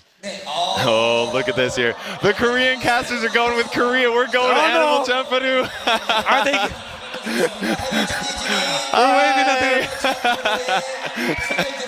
Oh, that is so great. That is so great. But these two teams are absolutely insane. Both teams, okay, so here's what I was saying earlier, okay? We have all the teams choosing who they thought was actually going to win the competition. The majority of the teams said one of two. Yeah. They said PSG or Animal Champanru. Who face off against each other in the quarterfinals? PSG and Animal Champanru. Who did PSG say thought that they would win? Animal Champanru. I think that Animal Champanru has got a really solid chance of beating 3 Bears today. I think that they're probably the strongest team left in here. I mean, no disrespect to Nova because they've yet to play them, but Animal Champanru is an incredibly powerful team, despite getting tons of powerful bad looks from the entire crowd at us right there a second ago. They were booing us. They were booing us. Don't boo us. No, that's right. We just go with what we think is going to win, and as we take at the players right here, we got Nice Bear, Modding, and Angel. That makes up the team here from Korea. As you can hear the crowd cheering them on. And from Animal Champanru, we've got Milk Rio, we've got Hagego, and we've got Ponkotsu representing Animal Champanru. This is going to be absolutely crazy here. These teams are so good. Now, I should say they're walking on right now. They're going to give each other that friendly handshake. From Nova versus Tribe is a very solid, friendly competition. I hear that these two teams are also very heavy competitors. Oh yeah, the rivalry between Korea and Japan is real, and when they were walking out there, man, the crowd is just electric for these 3 Bears. It is so exciting to see this many people going nuts for Brawl Stars. Absolutely.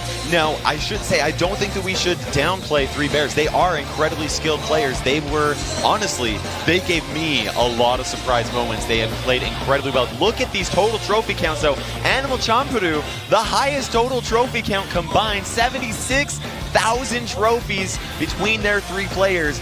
That is nothing that you can ignore. That is absolutely insane. Yeah, no, that's absolutely great. But as we take a look here at the Korea team, the 3 Bears, look at with Angel, even though he had a negative kill-to-death ratio, he actually made a lot of really clutch plays in those games that set him into the semifinals. Now, he played a lot of Rosa, Poco, and Daryl. Those 3 brawlers, I saw the 3 Bears all play a lot.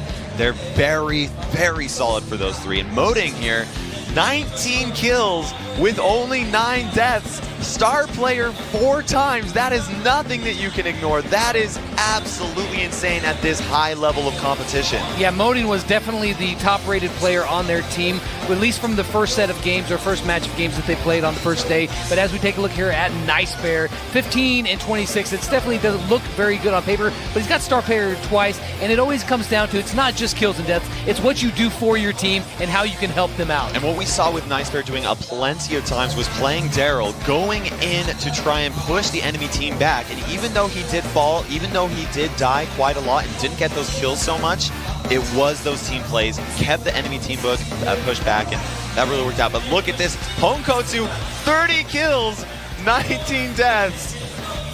That's a lot of kills. Yeah, and what's interesting right here is you can see his most picked brawlers were Daryl and Sandy. And if we take a look over here at Hagego, he was like just tearing people apart with Piper. He played so well, and he was actually one of the players that a lot of the other players thought that he was the best in the tournament. They absolutely did. Milkrio here with 26 kills, 19 deaths. This team had some of the highest kill counts in the game. And, you know, for a lot of Brawl Stars, kills matter more than deaths. Not all the time. Not all the time. Sure. Definitely want to get those kills. But when you can give your team an advantage of more brawlers than the other team, it is a great play. Now looking here at Springtrap, on the first gym grab map that we're going to be playing, or actually the only gym grab map that we're going to be playing, what kind of brawlers do you think that we're going to see here in this first set? I think they'd be crazy not to play Rosa. Rosa has one of the highest pick rates in the competitive meta, with the highest win rate, over 700 trophies for Rosa specifically. That's insane. She can just go in those bushes, she can stay healed up. It's she just has such a solid advantage. I also would not be surprised if we saw some Jean and some Terra possibly. Maybe. Yeah.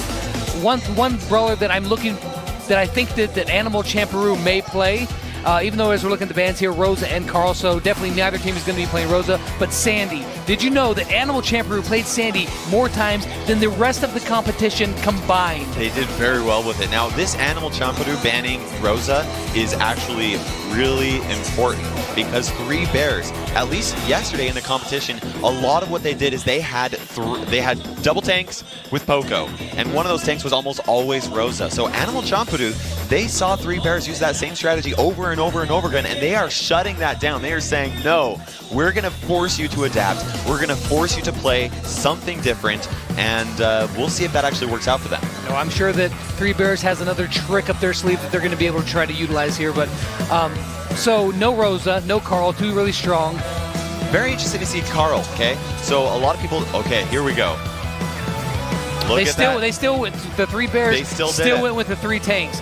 They took out maybe their favorite tank, but they've still got some other ones in their back pocket that they can play. Now this is going to be interesting whether or not Animal Champeroo is going to be able to handle all of that, okay? So they've got Piper, who is really good at dealing a lot of burst damage, but she does not have the fastest reload speed, and that means that when you got Poco being able to heal up his 2 teammates from the 3 Bears, that's going to be pretty hard for them. Jean as well, they're going to have to work very closely. My guess is that Ponkotsu playing Jean is going to be hanging out with Milkrio, who's playing Sealed Hoops, or Daryl. They're going to be together and try to get some pulls and try to make it happen. Yeah, it's going to be very vital that Hagego really hits those shots as Piper to put the pressure. Modine just jumping right in, wasting no time, flying into the center, got his eyes on Ponkotsu, but he comes back in. Here comes a roll by Milkrio, comes in, but he is able to take out one player, but not anymore. Now here we've got Ponkotsu's team here. They're just closing out the competition here. They're just trying to gain control of that center area, and it looks like the 3 Bears have it for right now, but Hagego's in the side trying to get some snipes, but Angel is giving that pressure, takes him out. Wow. And now Milkrio going over on Modding, taking him out. Nice Bears trying to roll in there and deal a little bit of damage. He's not able to do anything, and just keeping Ponkotsu pushed back. And look at that right there. Nice Bears able to take Ponkotsu out, clear over on his spawn. This is absolute domination right now by the 3 Bears. They taken their strategy, they did adapt it a little bit, Carlos, and they are still flying back into the center, jumps in towards Hagego, but he leaps out of there with the super and almost gets rid of it. They come in, they're pushing back on him right now. Now Ponkotsu's got his super charged up. All he needs to do is pull Angel over onto his side, and they now have center control, but Nice Bear jumps in with the spring trap, and they're just chilling, I guess. Oh. Well, it's open for more kills, I guess. You know what's crazy is that in the high competitive, you normally don't see what you just see right there with people using that spring trap very much, because normally you have somebody waiting for you to kill you. It's not a good play, but they are utilizing it over and over again because they know that they got the Poco waiting there to heal him, with Milkrio rolling in on Angel. Can he get the kill? He's no. Not Nice able Bear. to. Poco throws down that heal and stays alive, and Milkrio is trapped between a rough place and and they're able to take him out. He is down. Modding's trying to get in there.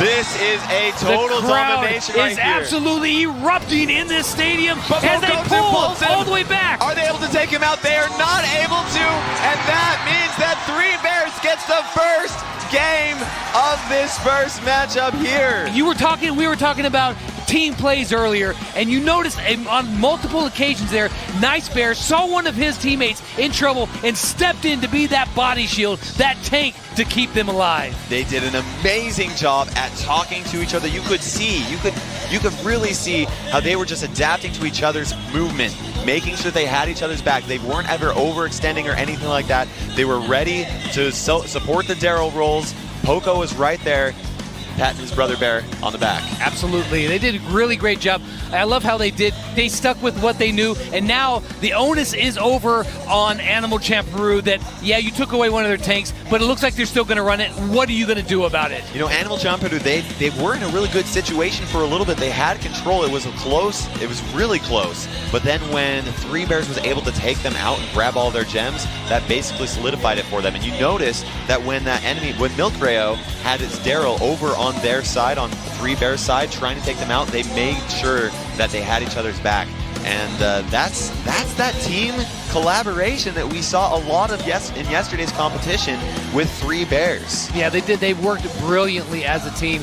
What do you think that Animal Champ Peru can do different right here to stop this Poco double tank comp? They have to take something with them. It's going to be a good tank stomper, okay? So like Spike, maybe even possibly Shelly. Shelly could do a really good job. I would be a little bit surprised if we saw some Bull. I think they got to get rid of Piper. Yes. 100%. Piper was definitely a weak spot right there for that match where, you know, Piper's really good against some of those squishier brawlers.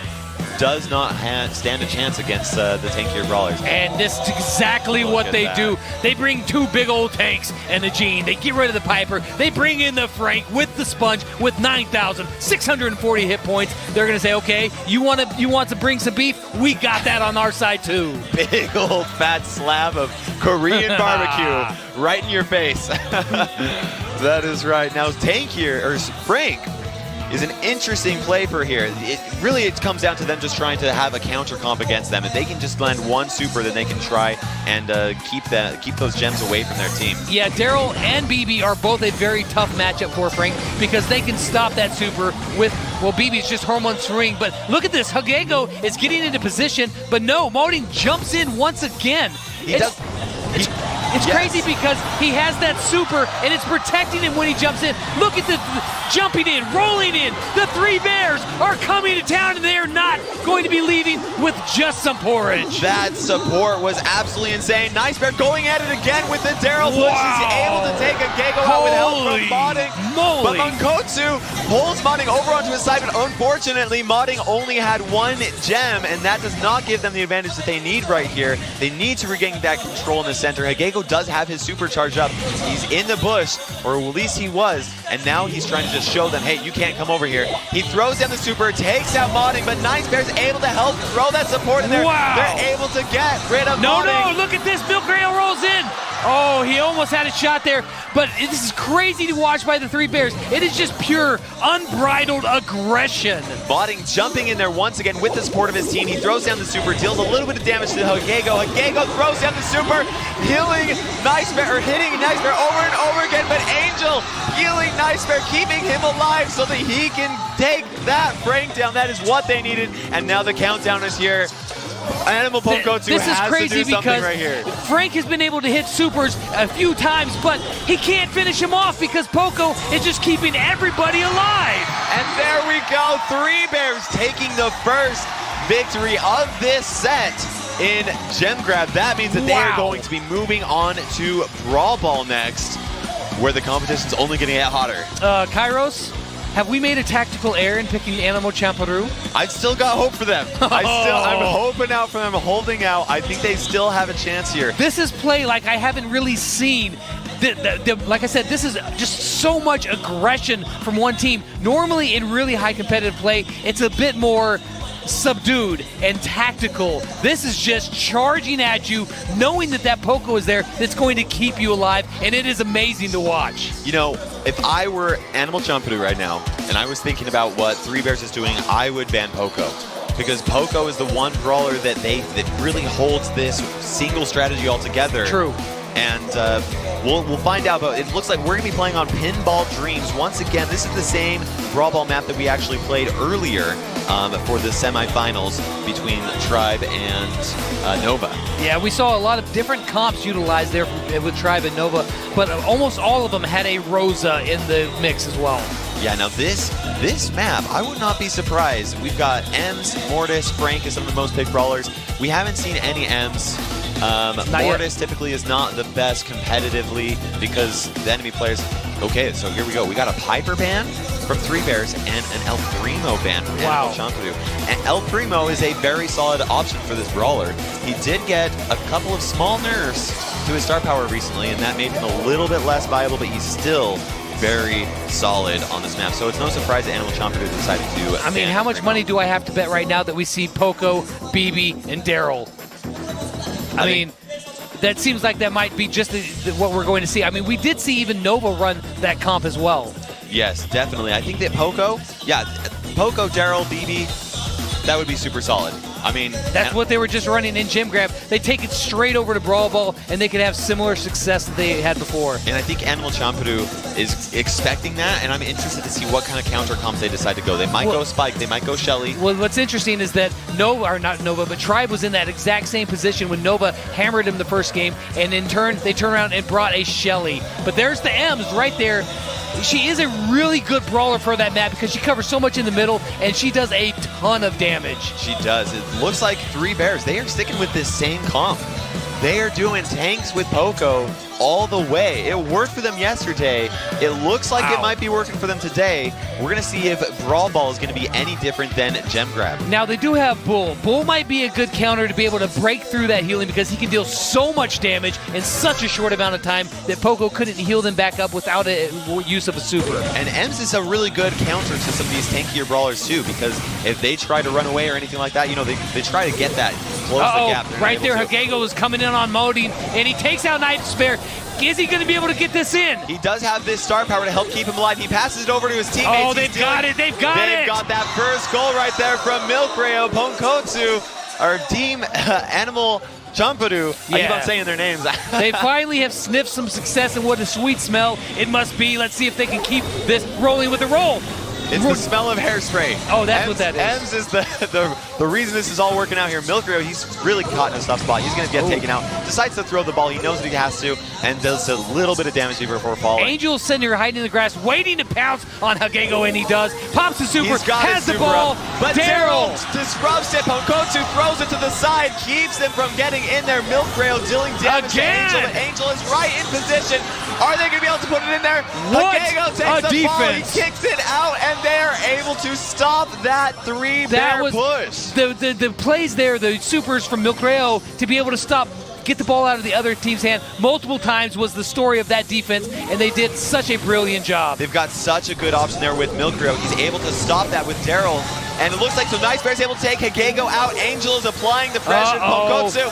And is he going to make it in there? He kicks it in before Daryl kicks it, pushes him back, and they're able to get a goal. 1-1. This next goal is going to determine who wins this game. Yeah, this is a really tough matchup right here.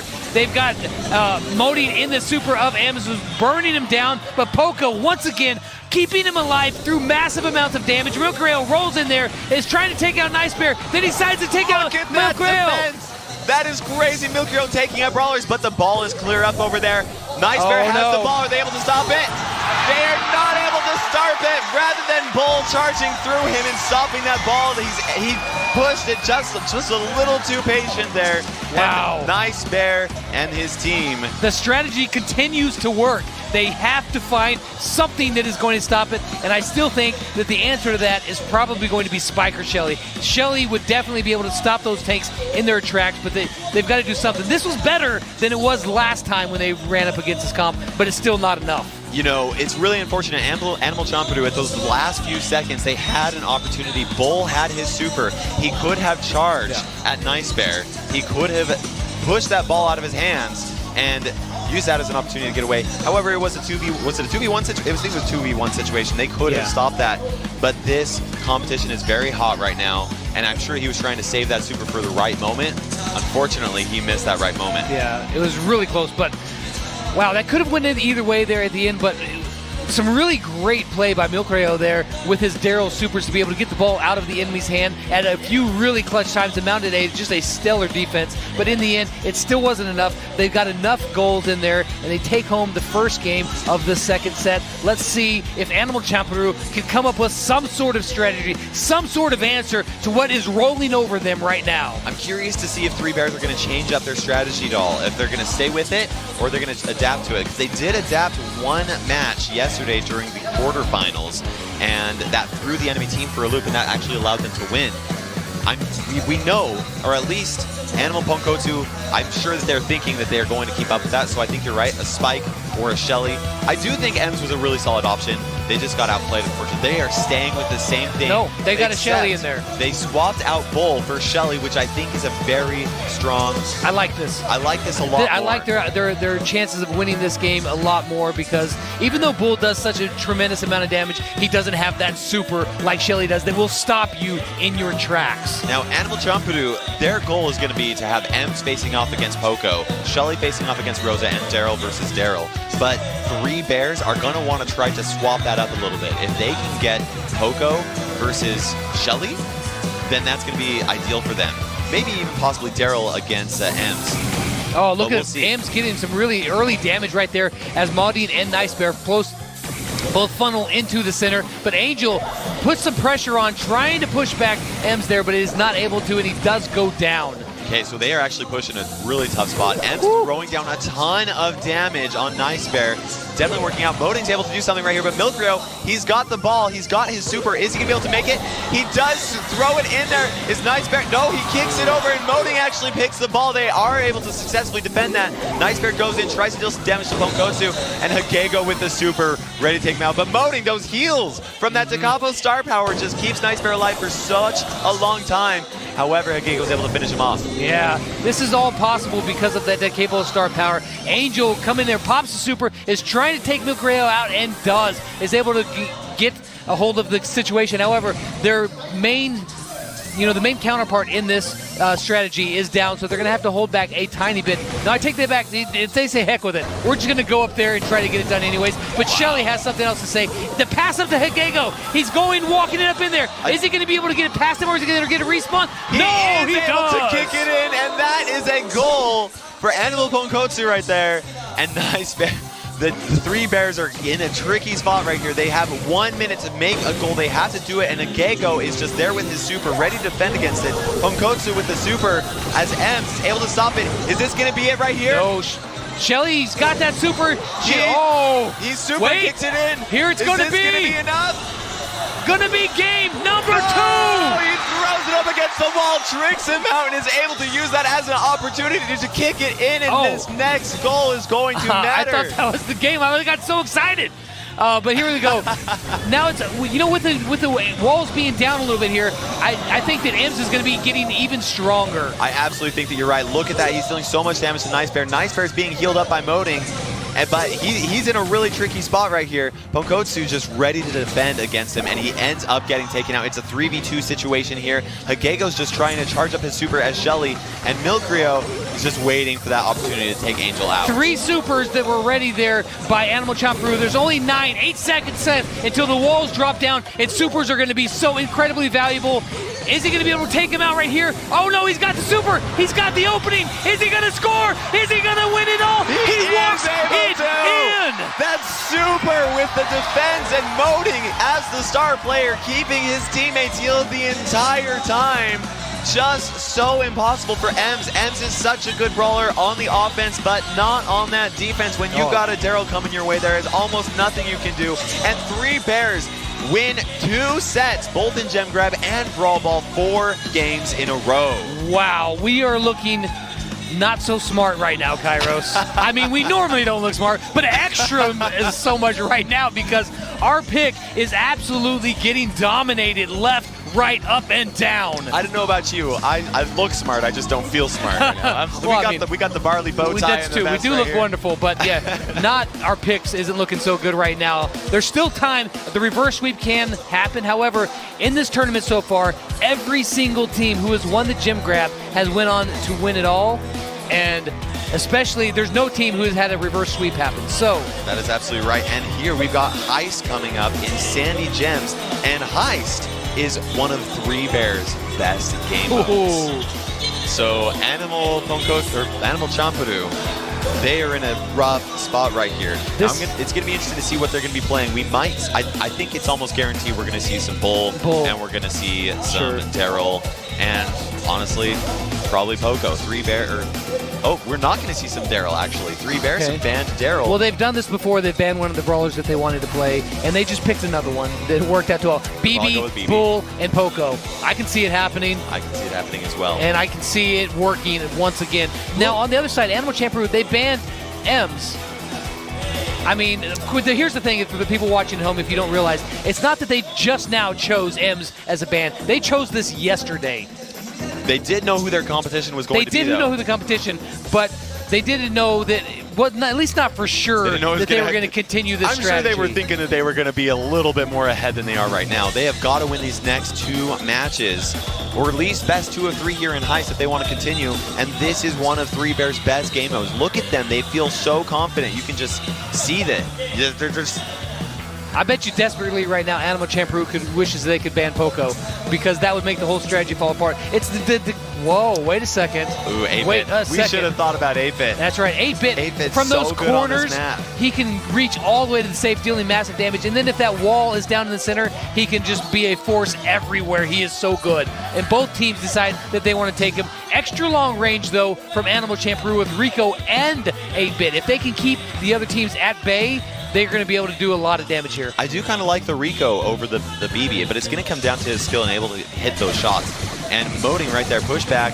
They've got 2 long-range brawlers defending. Ponkotsu's can actually avoid them and go for the save. And it looks like... Yeah. No, we're not doing a base race right here. Moding had to drop back to defend Ponkotsu. So as we look at both here, we've got Angel must have had that second Laiv coming up in there. Look Big, at that nice bear with that extra damage. Wow. Oh my goodness. Okay, so Ponkotsu and Milkrio doing a ton of damage to the 3 Bears safe. But it is so close right here. 40 and 36%. Angel's able to take somebody out. And they're dealing tons of damage to the safe. Milkrio finishing it. This is going to be it. Right Boom. there.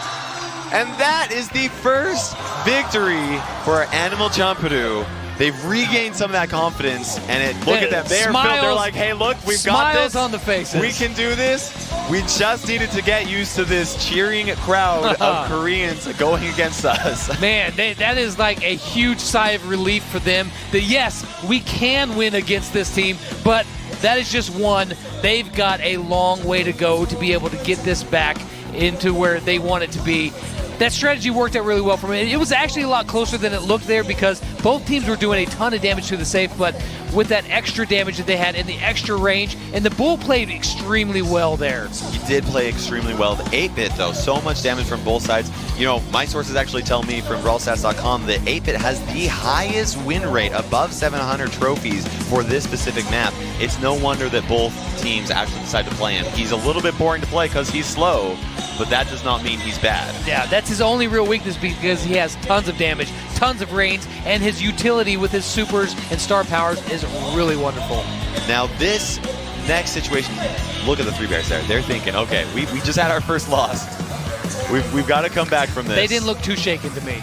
No, they did not. No, that's true. They're like, yeah, okay, well that wasn't so fun. Well, they have that comfort behind them of, oh yeah, hey, sure. We've already won twice, and it looks like we're going to see the same matchup between both teams. I can see why Animal Champuru would want to jump in there and do it again, but now one thing I'm interested about is the fact that both teams are playing 8-bit with extra life. I don't know about you, but typically I only play extra life in those solo modes. But here where they're in this heist, getting that area control, getting closer up to the safe. If you die once, you're not down. You can use that shield, regain composure, and go back for more. Well, it did damage work on the out save. really well last time because Angel went down really early. He got close enough and he went down.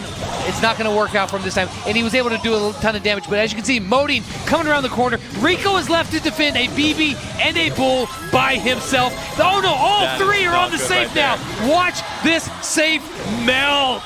Look at this, 19. That's it. That is it. 24 Look at seconds. That was such a fast match. It came down to a base race, but one team decided to defend and the other did not.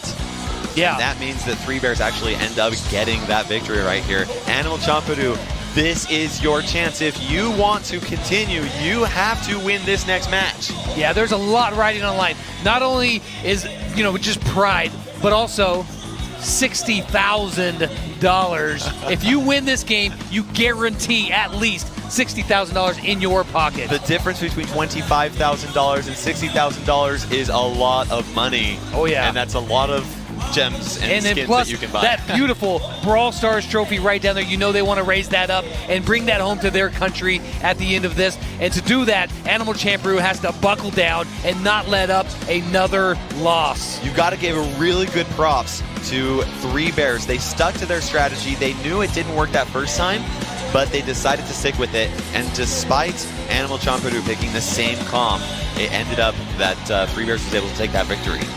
Yeah, sometimes you practice something so much and you know that it works, and you can look back and say, okay, yeah, we didn't win, but I know that we can do this because this has been working for us. Let's try that again, but let's just take out some of those mistakes that we made last time, and they're going to do it one more time. They say, you know what? I know this is going to work. Animal Champ Peru is pretty confident in their strategy as well, though. They're going with it. And that extra life, we saw how well that worked with 8-Bit on Heist this last match, where these Heist matches for this entire competition have been very, very short for the most part. Yeah, we've seen more base races than I pretty much have ever seen in competitive play before. We got two bulls sneaking in the grass. They meet each other, and they both go down. They both go down, and Milkrio is able to take Angel out, but use his extra life. And what's going to happen right here? Milkrio is dealing a little bit more damage to Angel, and now his extra life is wasted. Unfortunately, Pokotsu goes for the save. He's dealing a little bit of damage, and we do have damage being taken on both sides, but Hagego's able to defend against Moding. And is Moding still going to be able to take this? He is going to stick up there and cause some trouble, but down on the other side, we've got Bull chasing the other Bull around the Rosie, and then 8-Bit comes in, doing some damage right when Angel respawns, but he's still there. He still's got his eyes on the safe, and now Rico comes in dealing damage as well. That Rico super dealing damage to the save, dealing damage to Nice Bear, and allowing him to charge back up. Hagego's doing an excellent job at playing Rico, keeping that defense stronger there. Pongotsu's over on the lower right-hand side, ready to get in there, deal some more damage. And between Pongotsu and Milkrio, the Three Bears, they are in a tricky situation. Pongotsu's dealing more damage. Yeah, he's got that shield. Half of the Three Bears here, they are just stuck on defense. They can't leave, but 8-Bit takes him out. He's well in on it. This could be their shot to get it back in, and it is. And that means that I keep on saying Animal Pongotsu. Animal Champadu is going to continue with this next set in Bounty. Yeah, they kept the dream alive. The reverse sweep is still in play, but that means they're going to have to walk into Bounty and do some damage in there. Now, it's going to be interesting because yesterday we saw Three Bears playing in Bounty, and what did they do? They did Poco double tank like they tend to do. And so, Animal Champadu, I don't know what they're going to play, because typically you don't want to play a tank counter in Bounty. So you either have to adapt to your strategy to play another tank and kind of go with the same thing, or you have to play it better. You're going to have to make a guess. You're going to have to make a guess. Do you play a tank counter banking that they're going to do the same strategy? And maybe if you're wrong, you put yourself in a little bit of a disadvantage. Or do you just go with what you think that you can play the best and see how the first game works out? Now, I will say that Overgrown Oasis is a very different Bounty map than Layer Cake, which was the map we saw yesterday. So Layer Cake typically is a little bit more friendly to the Poco double tank comp, but here it is a lot more wide open. There's a lot more range. The question is that we haven't seen very many assassins like Daryl or Leon happening in Bounty for this competition. Are Three Bears going to try and go something like that? I don't know. Let's see. So Animal Champadu actually bans Poco. There we go. surprise. They adapted to that. They probably saw them playing that Poco in that bounty the other day, like, we want no part of that. I bet you they wish they would ban Poco a lot more already. But he is banned for this, so that strategy is now out of play. Tick is gone off the map. Maybe we're going to see a more traditional bounty-style game right here. 2 long-range brawlers and maybe an assassin? Could be. Or 3 long-range brawlers. I would think probably 3 long-range brawlers is the more safe option, but there is a lot more risk-reward with an assassin like a Daryl or, dare I say, Mortis. You know, Mortis. Still hasn't been played. He actually has a high pick rate for this map, above 700 trophies, and a very high win rate as well. So that's, I wouldn't put it past him. But I also wouldn't be surprised if they didn't go with Mortis. Yeah, it probably is. Daryl. Daryl would be the safe bet for the Daryl's the assassin safe right bet, now. that's for sure. He's not as dynamic as Mortis, but he's a lot safer. And I could probably, am I going to give my guess here of Piper, Brock, and Carl, or even a Gene maybe. Yeah. Oh, Piper, Brock, and Gene would be a really safe bet. Yeah. I would say that those are really excellent brawlers for this map. That long range is just so important with that Tick ban. Normally, I would say that Tick is going to be played on here as well. But Gene, you just need those pulls. And look at that. You called it. Piper, Brock, and Gene, and Piper, Brock. Oh, no. Piper, Carl, and Gene. Okay, from so 3 bears. we got a little more utility from the 3 bears, but a little bit less damage. Absolutely, and a little bit less range as well from Carl. He's, but Carl actually did a really good job that last set between Nova and Tribe, where his super with the star power pirouette, exactly, it comes in so handy, and he can really, just grind through a lot of damage and deal it. Especially against like a Piper who isn't able to do a ton of damage up close, and he just absorbs so much of that. Now Angel over there, as Carl's facing off against Milcreo, it's going to be pretty hard for him to get in there. Milcreo's hitting a couple of shots on there, and that means his super's going to be charged up, but he overextends himself, and Moding's able to hit him, but Hagego's able to actually go back out there and take advantage of him trying to take those shots. Yeah, Hagego also gets another kill. That. They get another kill, and he destroys the wall. That is a perfect situation for Animal Champaru because Hagego's favorite brawler is Piper. He's showing it off right here. 5-7 to nothing. Look at that. Moding keeps on trying to go for the kills against Milcreo, but Hagego is ready to take advantage of it and take him out with that ambush star power. It's so good. And between the 2 of these brawlers, look at that pinching right there. But Nice Bear's able to pull Hagego out. They get 4 stars, but there's still 3 stars behind. But Hagego was so zoned in on Angel that he didn't notice Nice Bear sneaking up in the grass and getting ready to pull him. And now Nice Bear has that super ready to go again, but Milcreo and Hagego are like, no, we're not letting that one happen again. Then we know where you are, even if we can't see you. Now Ponkotsu has his super charge up. He's flashing it, just ready to use it. Milcreo ends up getting rid of some of those bushes right there. He gets Hagego tries to get rid of. Look at that super from Moding, but he ends up getting taken out. Hits that Gene up there, but is not able to finish him. And I like where Animal Champaru. You know what? Hagego is absolutely on fire this game, hitting so many shots with another one right there on Gene that's going to send him packing.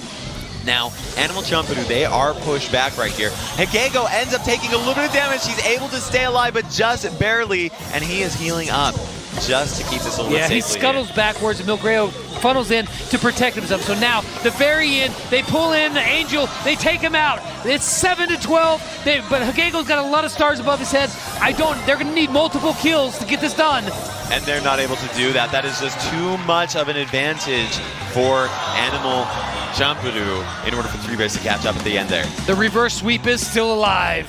Now that they're playing a more standard style of game, the Animal Champaru and Hagego right there showing off those skills as Piper and all around as a team. You know, that was actually really skilled gameplay. I really, like I said, I felt like Carl was going to be a little bit outranged, and what ended up happening was it was Brock versus Carl, and Carl just could not charge up his super in order to act as the assassin that he wanted to. Yeah, and that is why, that's why Animal Champaru ended up taking that victory. Yeah, they have played really well. Hagego finally turned it on with his favorite brawler, Piper, and was able to hit tons of shots and able to take them down. Yes, it looks like, so this next matchup is going to be really important. I wonder if 3 bears is going to adjust their strategy. They might actually go a little bit to that Poco double healing comp. Yeah, no, what are they going to do differently here to stop anything that they've got going on here? They weren't able to stop them with their Piper, the Brock. Do you think that they're going to switch up the Carl to give themselves some more range? Maybe go with the Brock themselves? Or a Daryl. They've got a lot of really skilled Daryl players, and Daryl could work very well. You know, where they had a Jean, a Brock, and a Piper, there's very little that a Jean and a Piper can do against a Daryl. And it looks like they're going to stay with it. Man, that's some confidence in their strategy, but it makes me wonder a little bit because they were controlled for most of that game.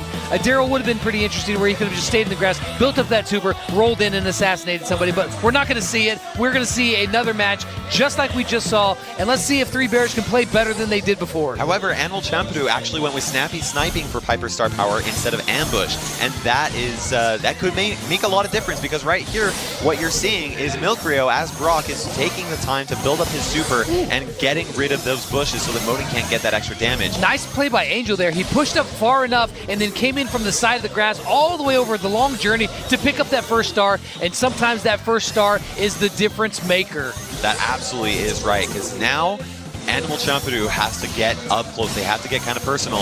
And it looks like, nope, I thought there was going to be a little bit more of a skirmish there. It didn't end up happening. They are playing a little bit more conservatively this time. They're not overextending like we saw them do a few other times before. They're just taking their time. They're going to wait for their moments and see if they can capitalize on the opportunities that are presented in front of them. Angel has a Carl down there. He's doing a really good job at using that fence right there just to prevent Milkrio from actually hitting some shots. Milkrio is still able to, but he hasn't charged up a single super for this entire match. In fact, neither team has an entire super this entire match. Very conservative. Both teams are being incredibly careful here. Ponkotsu is able to do a little bit of damage over to Nice Bear, and Modin tries to deal some damage. Does not end up happening. Modin goes for some shots, but he misses. Well, I don't know if he misses, but Hagego dodged. Went way down in there and was trying to make a play, but now Nice Bear has that super. He's waiting. He's going to try to get his sights on that Jean. I guarantee he's like, where did he go? Can I get him? Oh, that he missed him. Super. That was going to be very important right there. Nice and on the flip side, he pulls it back. Able to pull it and get the advantage, and Milkrio's dealing some damage to both Angel and Modin, making it very difficult for them. Hitting a moving target as he's getting pulled in, takes him down, and that gives them the lead 2-1. But now with 14 seconds left, they're going to make a play. Modin has a super. Angel is getting pummeled on. He's going to have to fall back. Milkrio's trying to deal some damage to him, but he's doing an excellent job of dodging. Ponkotsu's in a really tough spot right here. Ponkotsu's got that super. Is he going to be able to find it? No! Look at that. A single kill for that entire bounty match. And that means that Animal Champadoo is still in it to win it.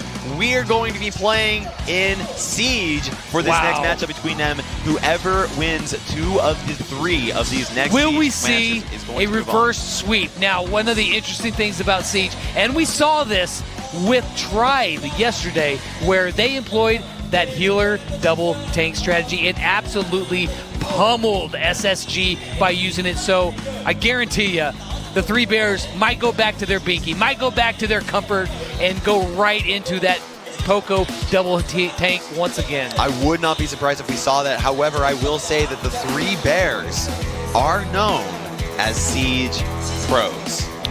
They are excellent Siege players. However, we also said that about Heist.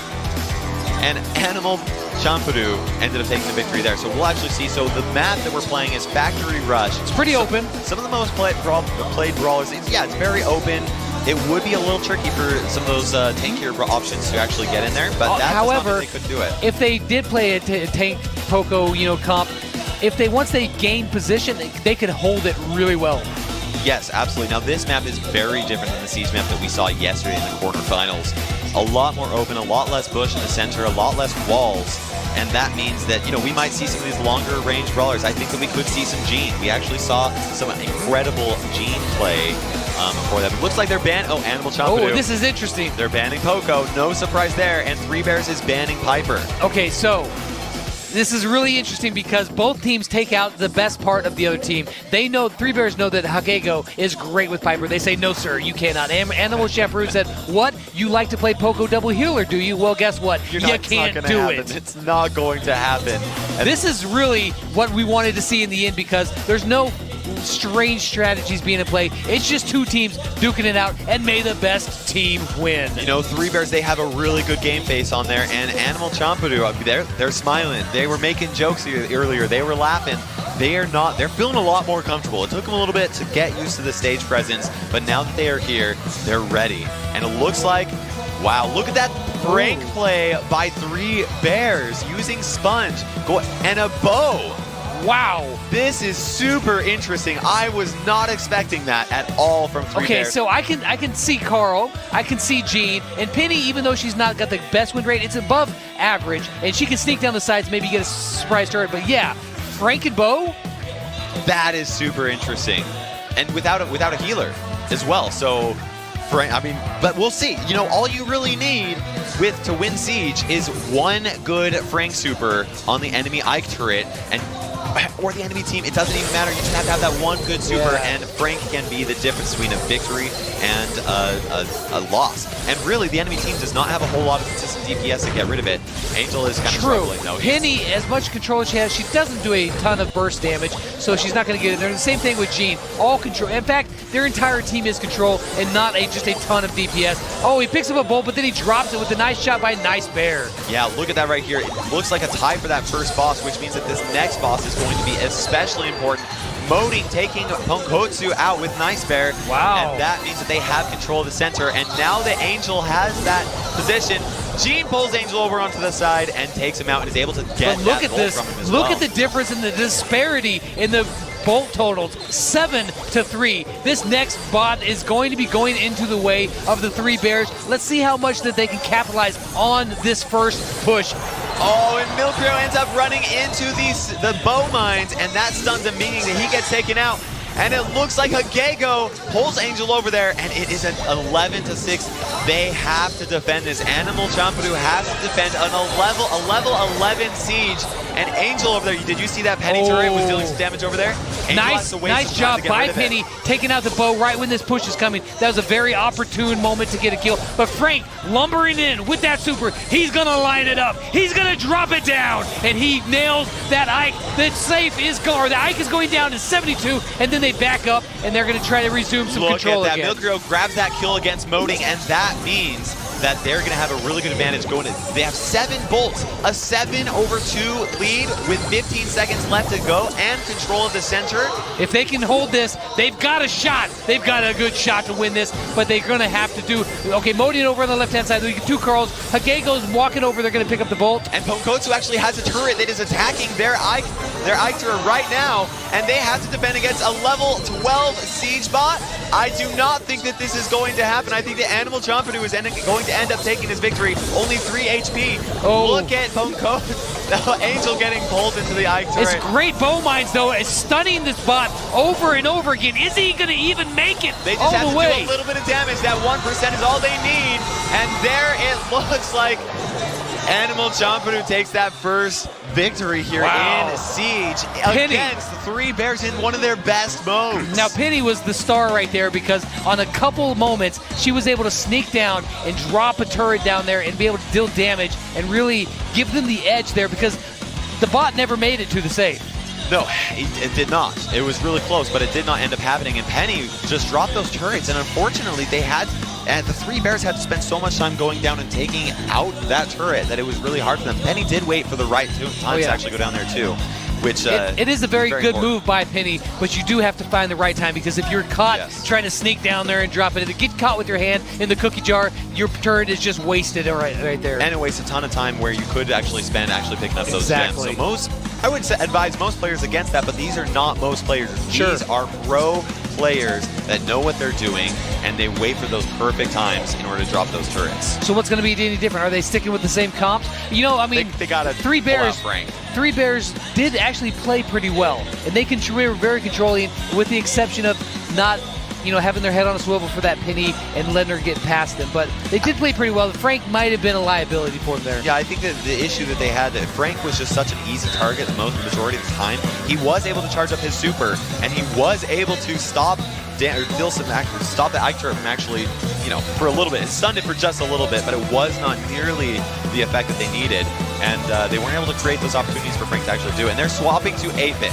Not surprised right there. A very open map, increasing damage. I actually really like that 8-bit play right there. Using extra life, he can die on the enemy safe, and he can actually unload on that Ike turret as soon as he has an ammo available. Yeah, no, I actually really like this pick as well. This could prove to be just the difference that they need. They're going to have a ton of range. They do lose a little bit of health and control with the slow movement speed, but I think that it's going to be more than made up for because Penny versus 8-Bit is not a good matchup for Penny. It is not. Just a couple of shots is all 8-Bit really needs to do to get rid of Penny pretty easily. But I mean, if you think about it, this is it. The Three Bears have to win right here, because if Champeroo wins, that's it. They're moving it on to the finals. So what was that super from Nice Bear? I think that he accidentally missed that, and that means that Animal Champeroo has a level 2 bot and they have a 1 bolt. That's almost a perfect This scenario. is a perfect scenario. They're actually probably just going to look at that. Ponkotsu dropping that other turret there. Moding has to waste his time dealing with this turret instead of against the bot, and the bot is actually going to go over there and deal some damage.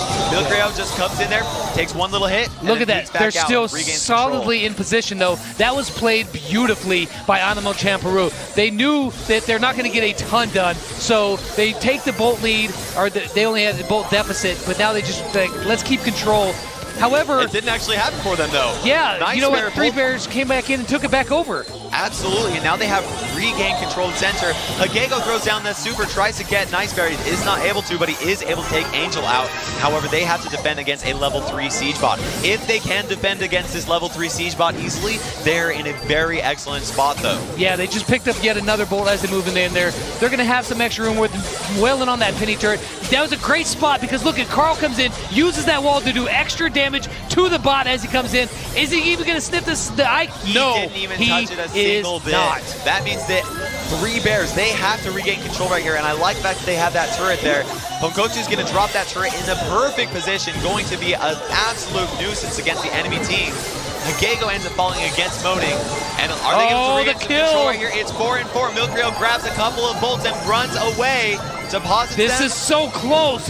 4-5. Now it's going to be 5-6. But with the pool right there, he does finish him off. He mid-dies too, but there it is. Here comes the Siege bot. Is this going to be it? Is this going to be the end for Three Bears? Is Animal Champeroo going to the finals? I think that it absolutely is. They don't have the time to get over onto the enemy safe to deal any damage to it, and it looks like the Animal Champeroo the reverse is sweep going to take is coming. this victory.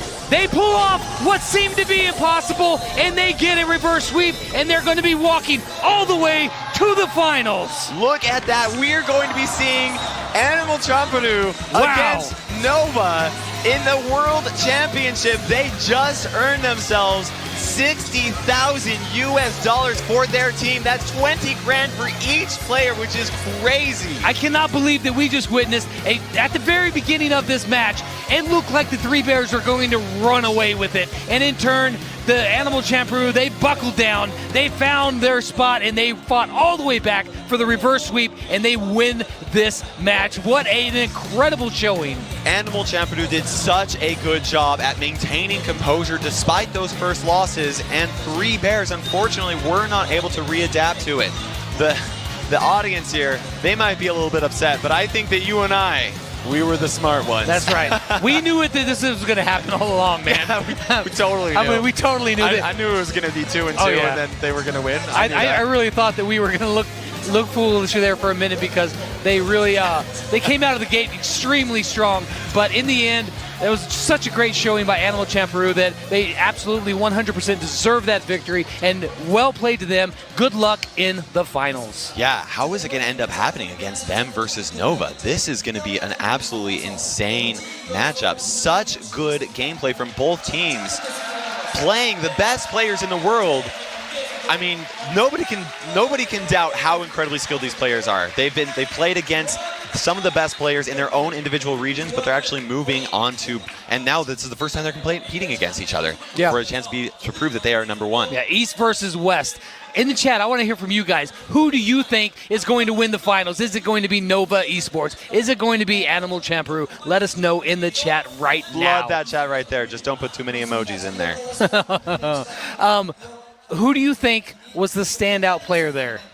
Oh my goodness, that is really, really tough to say. You know, I think Hagego actually. Typically, I mean, all of the players did such a good job. They just incredibly skilled players. Their teamwork was on point. They didn't drop a beat, but Hagego, I think, was a little bit of the team leader there. You know, when they really started turning it around, he was the one who put his foot down, put it on the pedal to the metal, and led the way. And then the rest of the team followed him like, yes, we can do this. And they jumped right in behind him, and they charged all the way down 2 sets to none, and they were able to come back and win. That was such an incredible come-from-behind victory. Definitely the team ace. Voted unanimously by their actual team. Yeah. So, and you know what? Actually, you may have it here, but it isn't. He was one of the teams that played prior. They said that Hagega was the best player in this competition. Yes, absolutely. You know, I just thought for sure that Animal Champadu was going to have a really solid option because they had the hardest team, I would say, to play against in yesterday's semifinals. Mm-hmm. They were playing PSG, definitely a crowd favorite. A lot of people thought that PSG was going to be meeting here today. And who did PSG say that they were afraid of? Animal Champadu. Yeah. And Animal Champadu ended up beating them. They ended up beating out Nice Bear Three Bears, I keep on saying that, 3 Bears in their home arena. And that's what it comes down to. Yeah, we're going to be going down to the stage here in just a minute to hear from the winning players. Let's go. 결승행 마지막 티켓을 거머쥔 애니멀 And now they break the 빅크레오 last 선수를 ticket to the 만나보도록 grand 하겠습니다. 큰 박수 finals. 부탁드립니다. Congratulations. Congratulations. 소감 한마디 부탁드립니다. How do you feel after the win? そうですね、やっぱ、準々決勝、準決勝って、こう、実は苦手なマップで、なかなか勝つのが、難しいっていうか、もう、自分たちも得意じゃないマップだったんですけど、なんかそれでも、こう、スリーベアーズに勝てて、良かったです。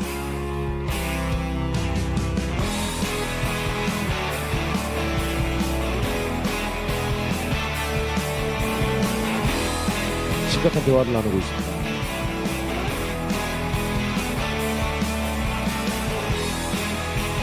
네, 말씀해 주십시오. 네.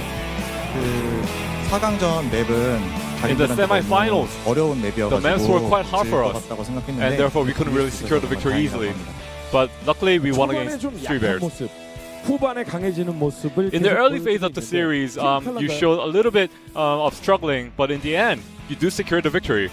And why was that? 序盤は準々決勝の時に相手がすごいポコで勝ってたんですけど、そのポコをバンしてなかったっていうのがやっぱりあって、でも後半はそのポコをバンして、自分たちの展開に持ち込めたっていうのがやっぱ勝利の要因だったかなと思います。 네, 초반에는 저희 팀이 포코를 밴을 In the early phase, we didn't really ban Poco, and after banning Poco, the game seemed a lot easier for us, and then we were able to secure the win. やっぱり、自分が一番良かったかなって思います。ゴーダツの時に8ビットで、最後3試合目生き残ってたっていうのが大きくて、そこから流れが変わったと思います。 역시 뭐니 해도 자기가 제일 잘한 거. I feel like I was definitely the key player today. 정신 차려. 자, 이제 결승전 한 경기만 남겨놓고 In the finals, you only have one match left. And how determined are you going into this grand finals?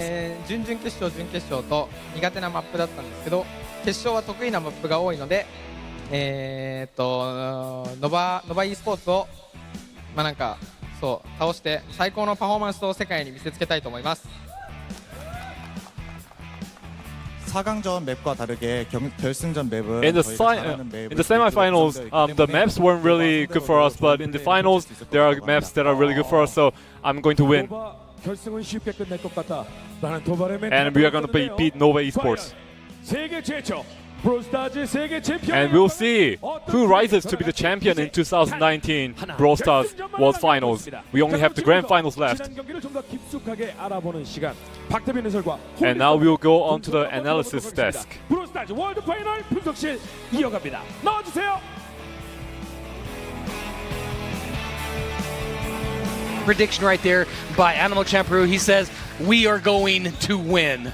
That's right. This is going to be absolutely insane. The first ever Brawl Stars World Finals. I this is the moment. Yeah. I can't believe we're here at this moment back from, a year ago when we weren't even sure this game was going to go global, and here we are. It's such an amazing event, seeing who is going to be the best team in the world. Yeah, for those who couldn't make it out here, the event, everything just around us here is just amazing. It's to see Brawl stars on this big of a stage is absolutely mind-boggling, and it's so darn cool to see. It really is. So we are going to see, if just a quick recap, earlier we're actually going to take a look at some of the highlights here. But earlier we had Nova Esports versus Tribe, and Nova's actually taking the victory here. And here, look at this. This is such a great play. Ponkotsu is able to get, oh no, that was not the right play. They were able to grab that victory right there.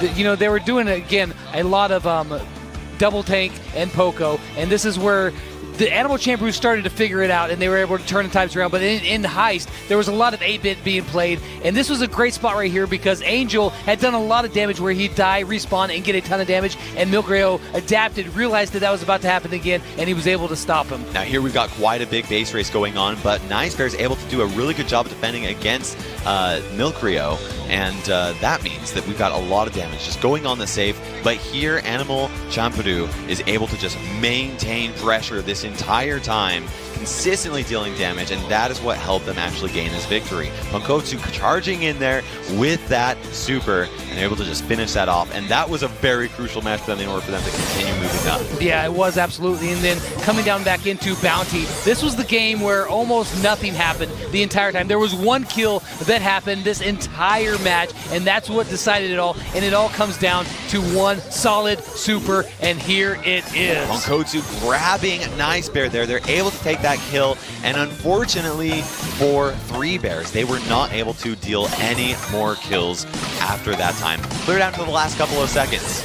Yeah, and then probably moving over into Siege, the last game mode, the rubber match right here, where they come down, and they started off with Frank, and it wasn't working out for him. He was over there desperately trying to hit some shots, and he just couldn't do it. They had some good control, but then Penny kept sneaking down with those turrets and dealing that extra damage to the Ike. A big pull that brings them in. Even though they had so much control, they were able to defend this Siege bot right here. This massive level 11 Siege bot. Look at this defense. Angel throwing down that super as Frank, and is able to do a little bit of damage, but they did such a good job at defending, and that is what helped them secure this victory, because now they were able to push up so many bolts, build up that boss, come down with a level 12 bot, and just get that victory for them. Yeah, that was quite the amazing show. Wonderful matchup that we haven't seen yet. Be able to turn around and get a reverse sweep. Huge props to Animal Champions for the win, but also to Three Bears too. They did such a good job. And as we look at the results here, as you can see, Gem Grab and Brawl Ball were one story, and then it turned completely around once we got to Heist. Yes, they just dominated so much. This is the first time that the team that won Gem Grab did not win the entire match, and we saw that come back in Heist.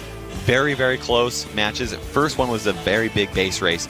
Next one, also very, very close. The third one, though, Animal Champions was able to take out Three Bears' safe with only 67% health remaining on theirs. Yeah, not only is this the first team that's won it all after losing Gym Grab, but they did it in style with the reverse. It's so exciting to see something like that. But this has been such a great matchup between these two teams, and I'm excited to see the finals now.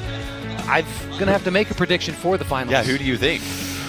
Wow, it's really hard to choose between either team because Nova has been so dominant. I mean, their first one they sweep. The second one, they played extremely well against Tribe. But so has Animal Champions. They beat what some people thought was the favorite, and then they beat the hometown team with the crowd going nuts cheering against them.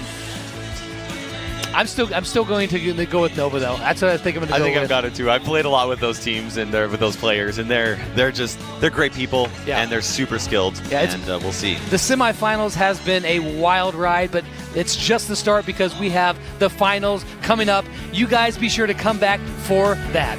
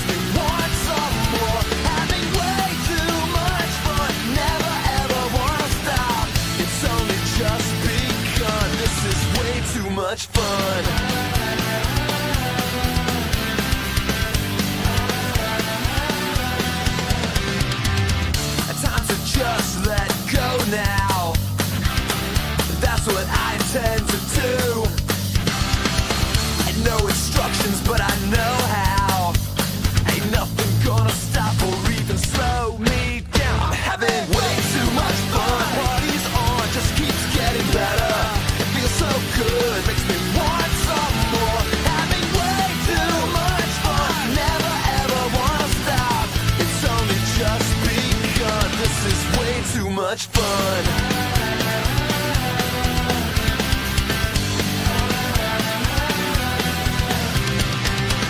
Now I get to do it my way, making or breaking all the rules. And I feel like getting a little crazy. Never gonna sleep again, I can't slow down. Having way too much fun. Party's on, just keeps getting better. It feels so good, makes me want some more. Having way too much fun. Never ever wanna stop. It's only just begun.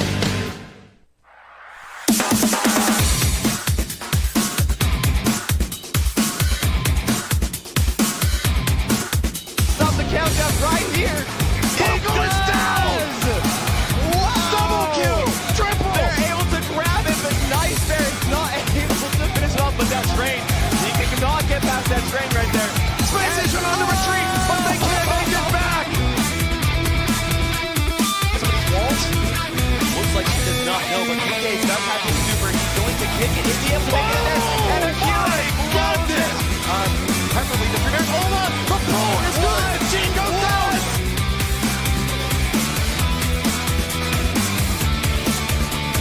Able to get that shot and take him out. He's able to get the second. That shot in the middle of invisibility. Parzival able to pick up those gems and run away with 300 HP. Just barely. He pulls it out. There's 7. Back over. The kill over there. 9 and 7. And SSG, they have to take it down right now, or their tournament hopes are over. Parzival pops super, is holding him up, but he can't hold him up forever. No, they can't. Look at that. He barely touches the ice. Yes. No, the training hits him and takes him down. So, it's falls to the bottom. That's going to be a bigger for PSG. Oh, it is. And then jump from Piper. Wow. PSG's going to hold on to their gems. They still have that 2-gem lead. Yeah. We need 2 more gems from AC to get that aggression in. He's firing away, but it's a countdown for Emerald 10. 50, 20, 25 gems. They're on the retreat. That Brawl is doing an amazing job, just rolling around, spinning around. He didn't get the shot. What is that? Destroys me. They can still make this work, but it's got to be a great defense. Oh no, they're all going down. All 3 teams are going. This could be it. This could be the moment that AC goes to the semifinals. Nova would not be able to catch up, and look at this dominant play in the center. BB whacking away with the back. It's a home run for Dr. HK. There too. Penalties tries to go in. We deal a little bit of damage to Dr. M, but Dr. M heals himself up and throws him. Look at this. He's able to get this solo score by himself. Look at that opportunity. Yeah, Dr. HK. All 3 sneaking in on the one side. It's going to be a base race, Gyro. And it looks like Nova's going to win this year. They've got more DPS, or maybe not. Maybe not. Let's see here.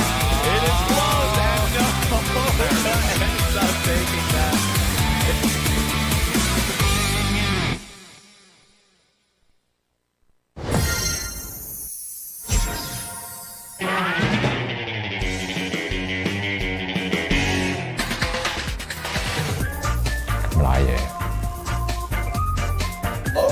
Okay, you got skills. 呢個二啊，佢超我唔知個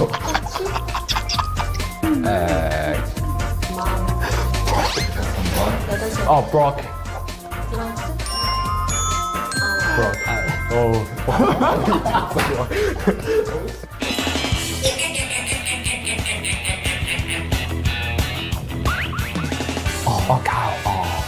Carol。你哋有呢個解釋。做乜咁明？我完全唔聽聲。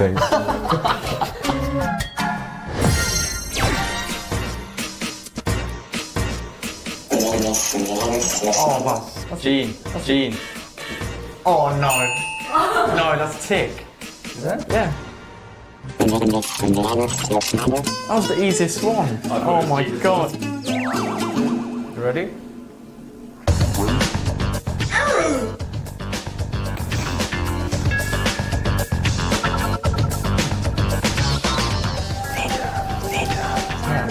I'd say it's Nia. It's Pam.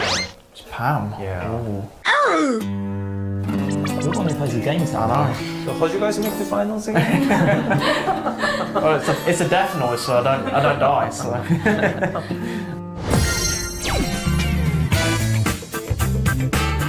It's been a pleasure. Bali. Mortis. Whoa! Poco.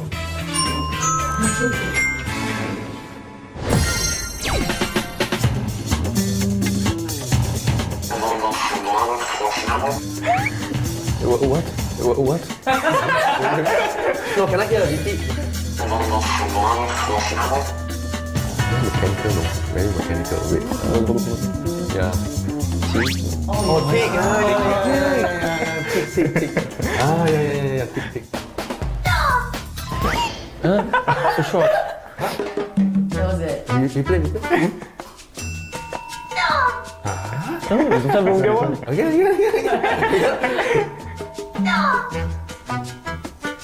What, Penny? No, Jessie. No. Oh, Jessie, right? Yeah. Oh! So they're both similar. I remember it was like that, Jessie or Penny. I remember these two.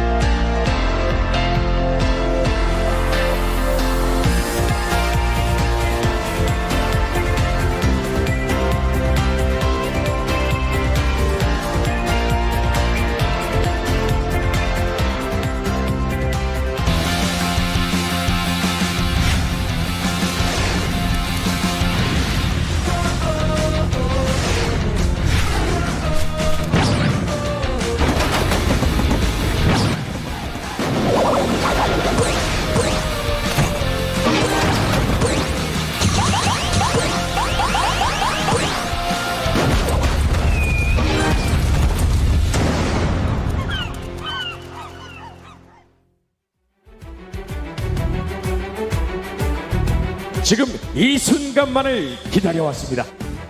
전 세계에서 가장 강한 브롤스타즈 팀은 어딜까요? 8개의 팀이 참여해서 이제 불과 2팀만이 남아있습니다. 브롤스타즈 원 파이널 2019! 브롤스타즈 선수들이라면 누구나 꿈꿔왔을 이 무대의 두 주인공을 모십니다. 압도적인 경기력으로 존재감을 인증한 노바 e스포츠! 완벽한 팀워크로 상대를 뒤흔드는 강력한 한방 애니멀 점퍼!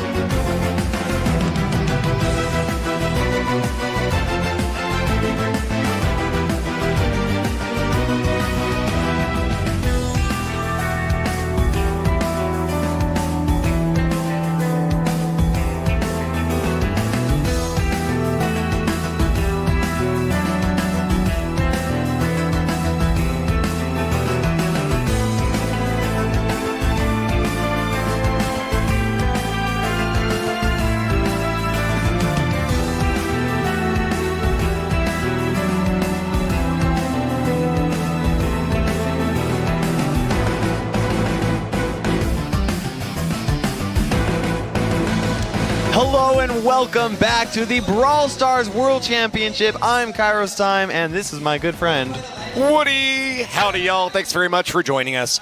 Months of competition. thousands of teams. So many regions have brought their best, but only 2 remain. 6 players on the stage duking it out for that one last trophy and the $90,000 grand prize for the champions. That's a guaranteed $30,000 US for each individual player, and these players have played for hours and hours and hours and have practiced against the best players they could find so that they could have a chance at playing for the #1 spot. And only one team can take that victory from the other. They will be crowned the first Brawl Stars champions in the world. And you always remember your first, right, Kairos? Absolutely. These guys are going to be known forever down in history as the first ever Brawl Stars World Final champions. And that is nothing that you can forget. Now, we've got in one corner, we have Nova Did you just Esports. say the first ever champions? No. I'm voting for Nova. Oh, okay. We got predictions already. That's right. This is in one corner. We've got Nova, who is known as making some of the best plays of this championship, and I'm excited to see them face off against Animal Champadu, who is also absolutely insanely good. I'm on your side with this one as well. I know we're jumping the gun a little bit on these, but why not already get into it? Nova Esports has had an amazing run through the quarters and the semis, as you just saw here on the main stage. And I voted for Animal Champuru yesterday during the quarters. I thought that they would be an upset team that could do an amazing job, but when it comes down to it, only one team can advance and claim that trophy, and Nova Esports has just really torn through the competition, not even close in some of these matches. So, you know, I've got to say though, to them. Animal Champadu, they are so good. In fact, they played against the most voted team as the #1 champions. Each of the teams took time to actually vote who's going to be the champion if it's not you. The majority of them actually said that it's going to be PSG Esports. And PSG Esports, who did they say? They said Animal Champadu. They said the team that beats us is going to get it. And Animal Champuru was that team. That's exactly right. A split over on the Korean desk, though. We were both going with Nova, but it seems that having defeated the hometown heroes, Animal Champuru has earned the respect from Dankon and Taemin Park. That's impressive here, you know, because I know that those that we are here in Busan, Korea, and those Koreans, they were really rooting for 3 Bears, but Animal Champadu, despite losing the first 2 sets, came back for the reverse sweep and got that victory and are back here as the finalists. The first 2 sets and the first game of the 3rd set, they had a match point opportunity multiple times, but when it came down to it, Animal Champuru never gave up. They gave it their all and were rewarded very well for it. They're now on the main stage facing off against a big name in mobile esports. As we mentioned before, they are the champions from the Clash of Clans World Finals. They're the champions from the Clash Royale World Finals. They are monsters in the competitive scene. They train so hard. Same goes for Animal Champuru, but absolutely, this would be their first big pickup win on a global stage. That's exactly right. Now, they're getting ready here, and you got to look at those faces, okay? I just like to take a moment to appreciate what they're going through. It doesn't look like Animal Champadu is too worried. Kills for Milkrio, 54 and only 34 deaths throughout this entire competition. Star player 4 times. And then we also have who is known as the ace on the team, Hagego, with 59 kills and 52 deaths. Star player 5 times for this championship. And lastly, we've got Ponkotsu, 47 kills, 37 deaths. Very impressive here. Star player 4 times. Yeah, it's a nice kill-death ratio for Ponkotsu, in particular at the end there. I think a lot of times the brawlers that are going up front and personal, like Daryl, the tanks out in front, wind up taking the brunt of the blow and giving a little bit more of leeway for their teammates. But as our friends from Nova said earlier in their interview, it's not about any one member, it's about how the team performs overall. We'll see Cerulean's kill-death ratio just up nearly about that 1 point, but he's picked up star player 3 times, so well done to him. Coming up next for Nova, we've got Tom. Tom loving that Poco, Brock, and El Primo pick. He's run them several times in the quarters and the semis, and is possibly considered the leader of this team. Spin LC, though, has really shown up well in the past couple of days and is the ace, in my opinion. Wow, 51 kills and 26 deaths, nearly a 2-to-1 ratio for him. That is going to be the guy to watch in these matches. He is such a skilled player, and honestly, he's actually a really nice guy too. We've had some good interactions together, and he is just so kind. And that's one thing that I really love about these competitive players is that sometimes a lot of them don't let it get to their head, and that's a really good example of how you can compete in these Brawl Stars or in these esports tournaments. Yeah, the bigger your head inflates, the more likely it's going to pop. Am I right? I've experienced that multiple times myself. Well, it's come back on top of your shoulders. That's right. It's sitting where it needs to be. Now, I really appreciate, by the way, that they give them a towel to wipe their hands. I feel like I need that every 15 minutes when I'm playing Brawl Stars. My hands just get so shaky and sweaty. You get a chug of water, recuperate from all the intense playing action. But the pressure is hot here. It's a lot to go through here. And when you're playing these mobile games, it's very important that you're playing on a device that you're comfortable with, and that it's cleaned off for you as well. So. Well, yeah, of course. They've got access to a mobile or a tablet. Their druthers are what they are playing on here. But as far as the format goes, they are locked in. First up is going to be Gem Grab, just the same as you've seen from the rest of the day so far. Acute Angle is going to be that map. Now, do you have any insight for us on the brawlers that are often picked here, Kairos? Yes, absolutely. So I would not be surprised if we saw some Spike. I would not be surprised if we saw some Sandy. The previous two... You wouldn't be surprised by anything. You're prepared. Well... They've taken me off guard every now and then here. But Spike and Sandy would be really solid. Now, typically, we actually have seen a lot of Rosa in this competition specifically. She's so good right now. She got a recent buff, and because of that, that extra HP is just so beneficial for her. This map doesn't have as much bush to benefit her. Same with Daryl on these Gem Grab maps. I feel like his double buff recently to damage and hit points have done a lot for him. But no access to Daryl this time, banned by Animal Champer. Expect to see them run Rosa. On the other side, Nobody Sports taking a different approach here. They're going to ban Piper for this matchup. Absolutely. Hagego last time was playing Piper. He is just so incredibly good with Piper. Just hitting shot after shot after shot. It's almost like he tells the enemy players where to move when he shoots them because he hits so many shots. And I think it doesn't matter where they stand because it's true. Unless they're behind a wall, he's going to hit them. That's absolutely right. And this map is very wide open in the center, and Gem Grab is all about gaining control of that center. And so that's a very solid ban on Tribe or on Nova's side of things, 100%. Now, one thing that I will say here, just a recap of kind of how this is working out. These players are playing against each other. Best 3 out of 5 sets. Okay, they have to win 3 game modes, basically. They're going to be playing in Gem Grab, Brawl Ball, Heist, Bounty, and Siege if it goes all the way, but they can actually win this championship if they win the first 3. But for each of those game modes, they have to win a best 2 out of 3 set. So we're playing Gem Grab at least twice, we're playing Brawl Ball at least twice, we're playing Heist at least twice. I think if this is a 3-0 or a 3-1, Nova's going to be the one to pick it up. I think that they might be a little bit favored in the earlier matches, but if it goes to a tiebreaker, 3-2, then Animal Champer was favored. They have won both of their Siege matches when it came down to the tiebreaker. They've got so much lasting power on the desk. They never give up. And if it goes all the way to Siege, they've got the experience necessary and a proven track record to go along with it. Absolutely. And Nova is the only team in this entire competition that has 3-0 swept their competitors in the quarterfinals against Dr. HK. And if there is a team that can sweep, I think you're exactly right. It's going to be Nova. And we even saw Animal Champeru struggle a little bit against 3 Bears in their semifinals, or in their quarterfinals. Their semifinals. Semifinals. We're in the finals now. This is it. The time is now.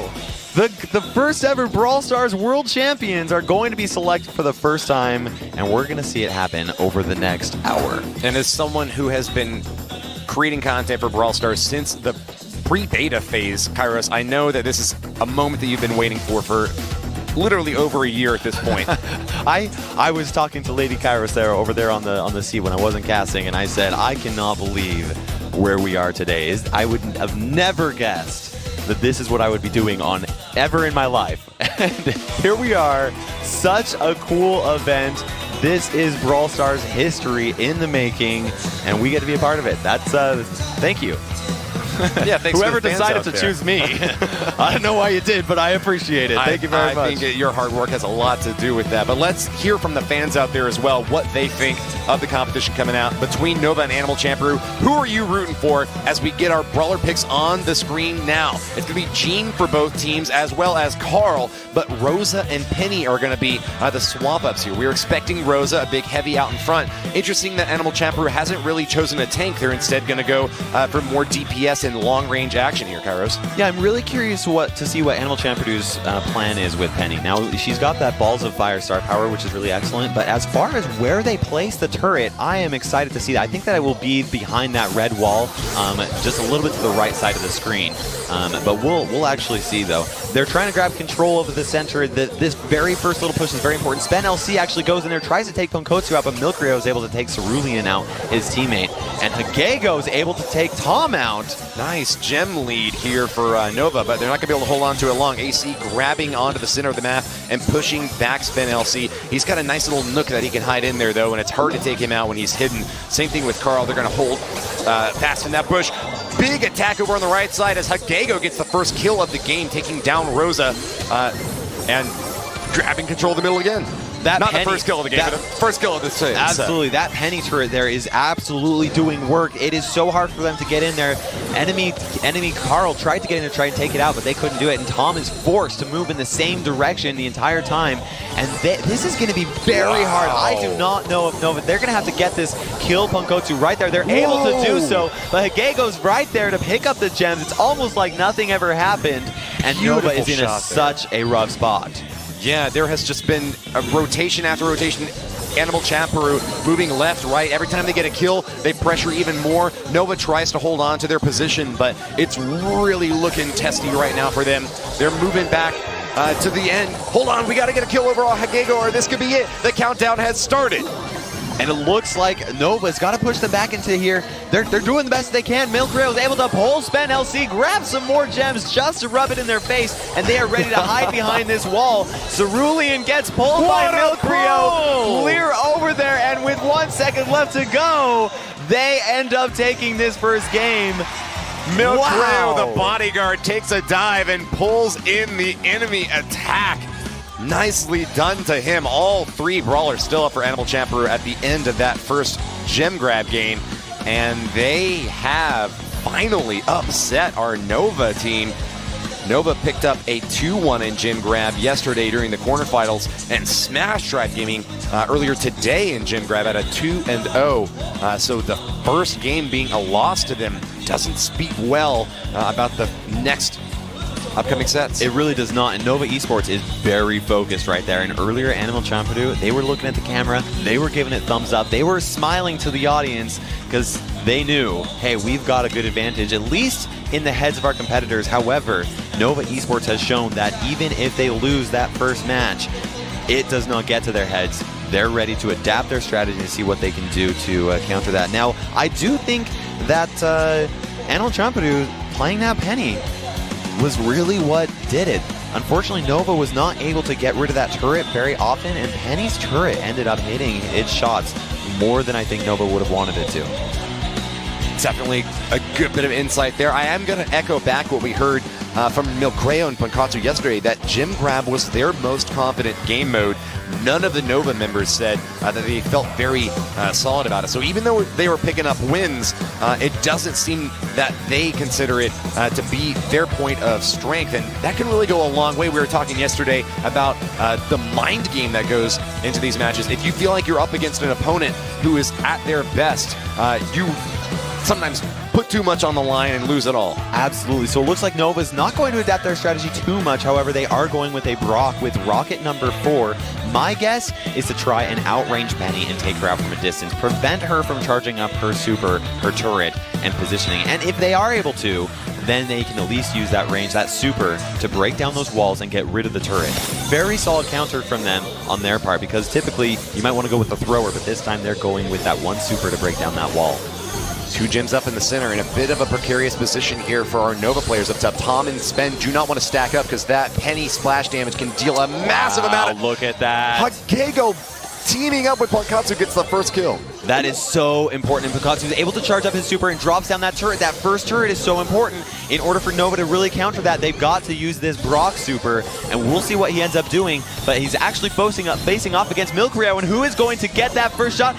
And Tom is able to take Milkrio out and win that 1v1 skirmish. Nice. Here comes the super. He throws it down, opens up the wall, gets rid of the turret, and that is going to make it a little bit trickier for Animal Champadu to actually maintain the position that they have. But Pankatsu still has a little square tile that he can plop that turret down behind. Those great balls of fire are doing amazing work in denying aerial access to Nova. They're having to work around these big Look at that pull from nice Space Breed. Pankatsu over there. Cerulean's able to deal some damage, and they're able to grab those gems and run away, but Hagego was actually able to pick some of them up. Unfortunately for them, Tom had his super ready to drop those gems onto the ground, and now they're just a little bit closer to solidifying, or at least coming around from that upset.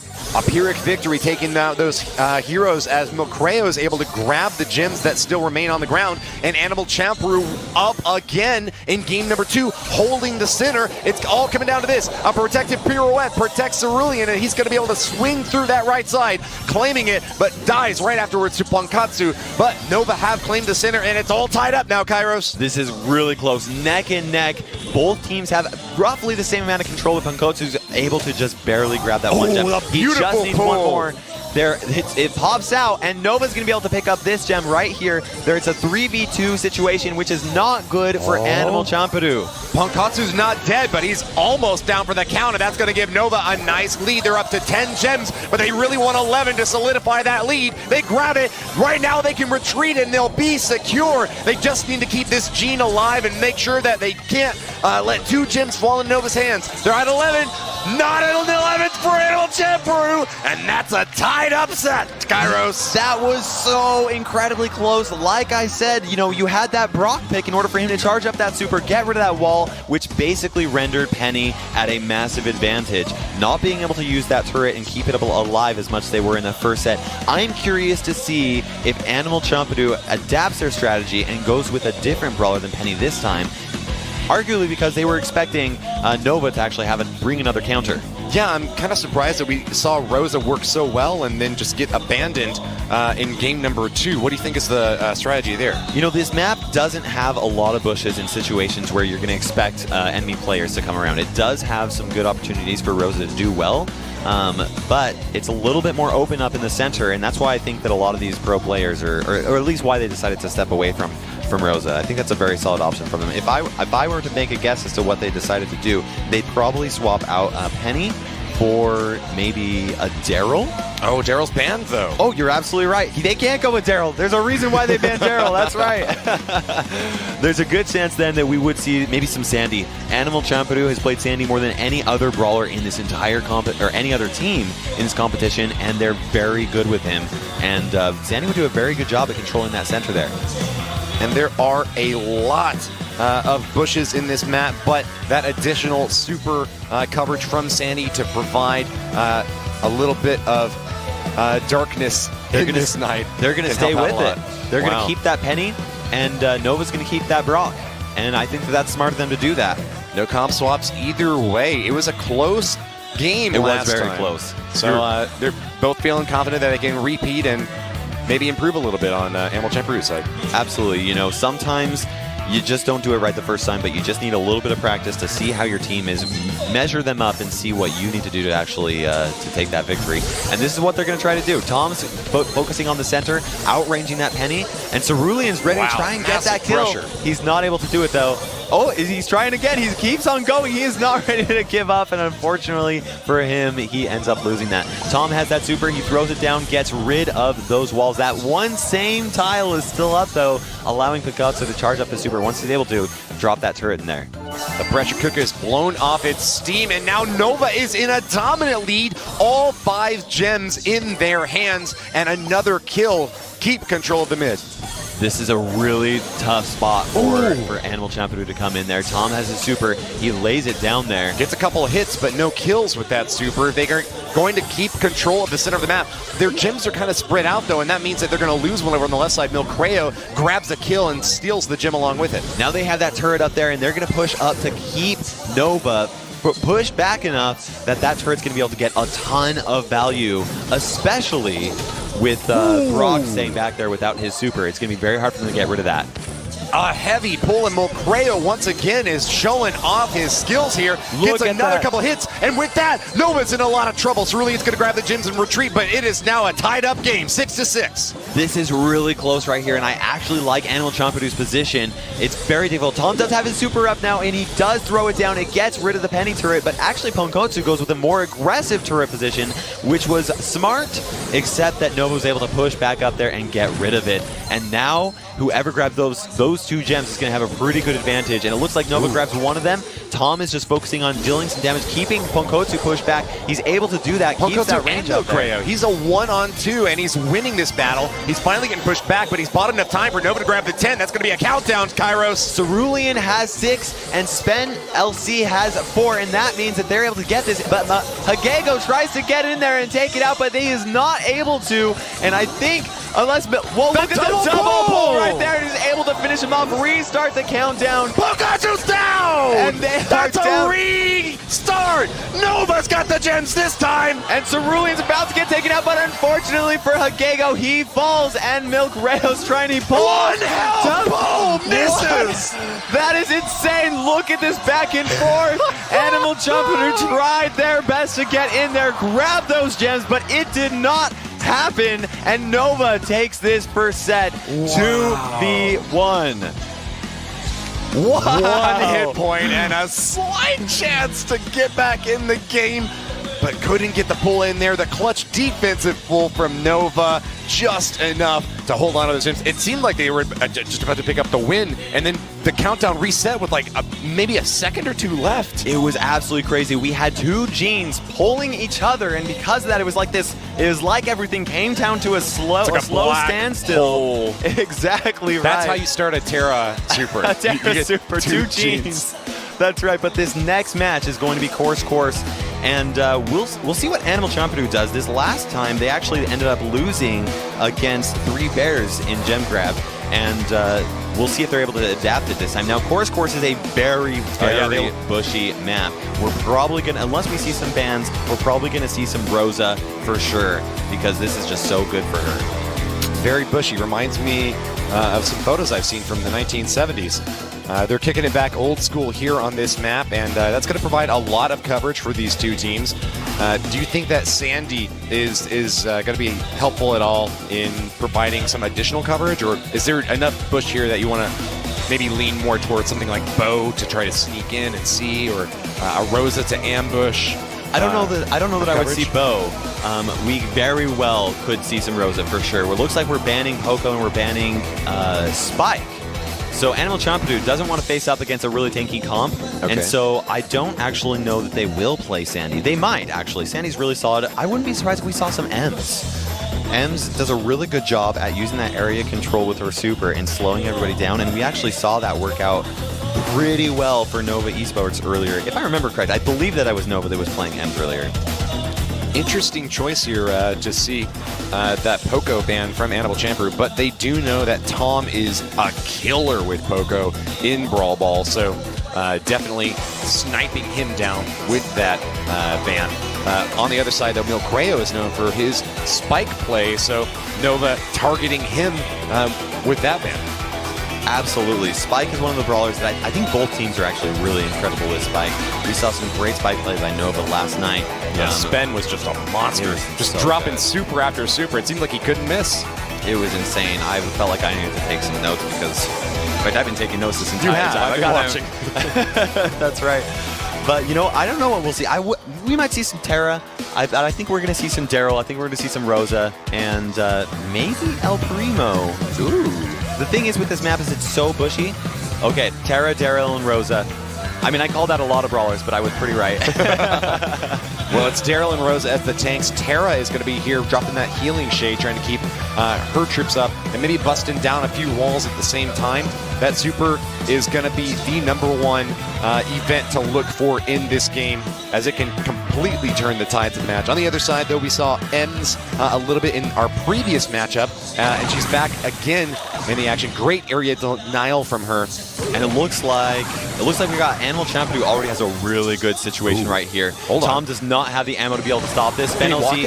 Oh, they're able to do it. The two of them were able to do it. Tom alone would not be enough, but now they actually wiped the enemy team, giving them a great opportunity to come in there. Spenelc has his super ready. He's able to knock people out of the way, and Cerulean with the ball in the bush, just waiting. Terra throws down the super. Spen goes in to try and kick it in, but Ponkotsu throws down his super. It stops it. Spen does the double bounce off the walls.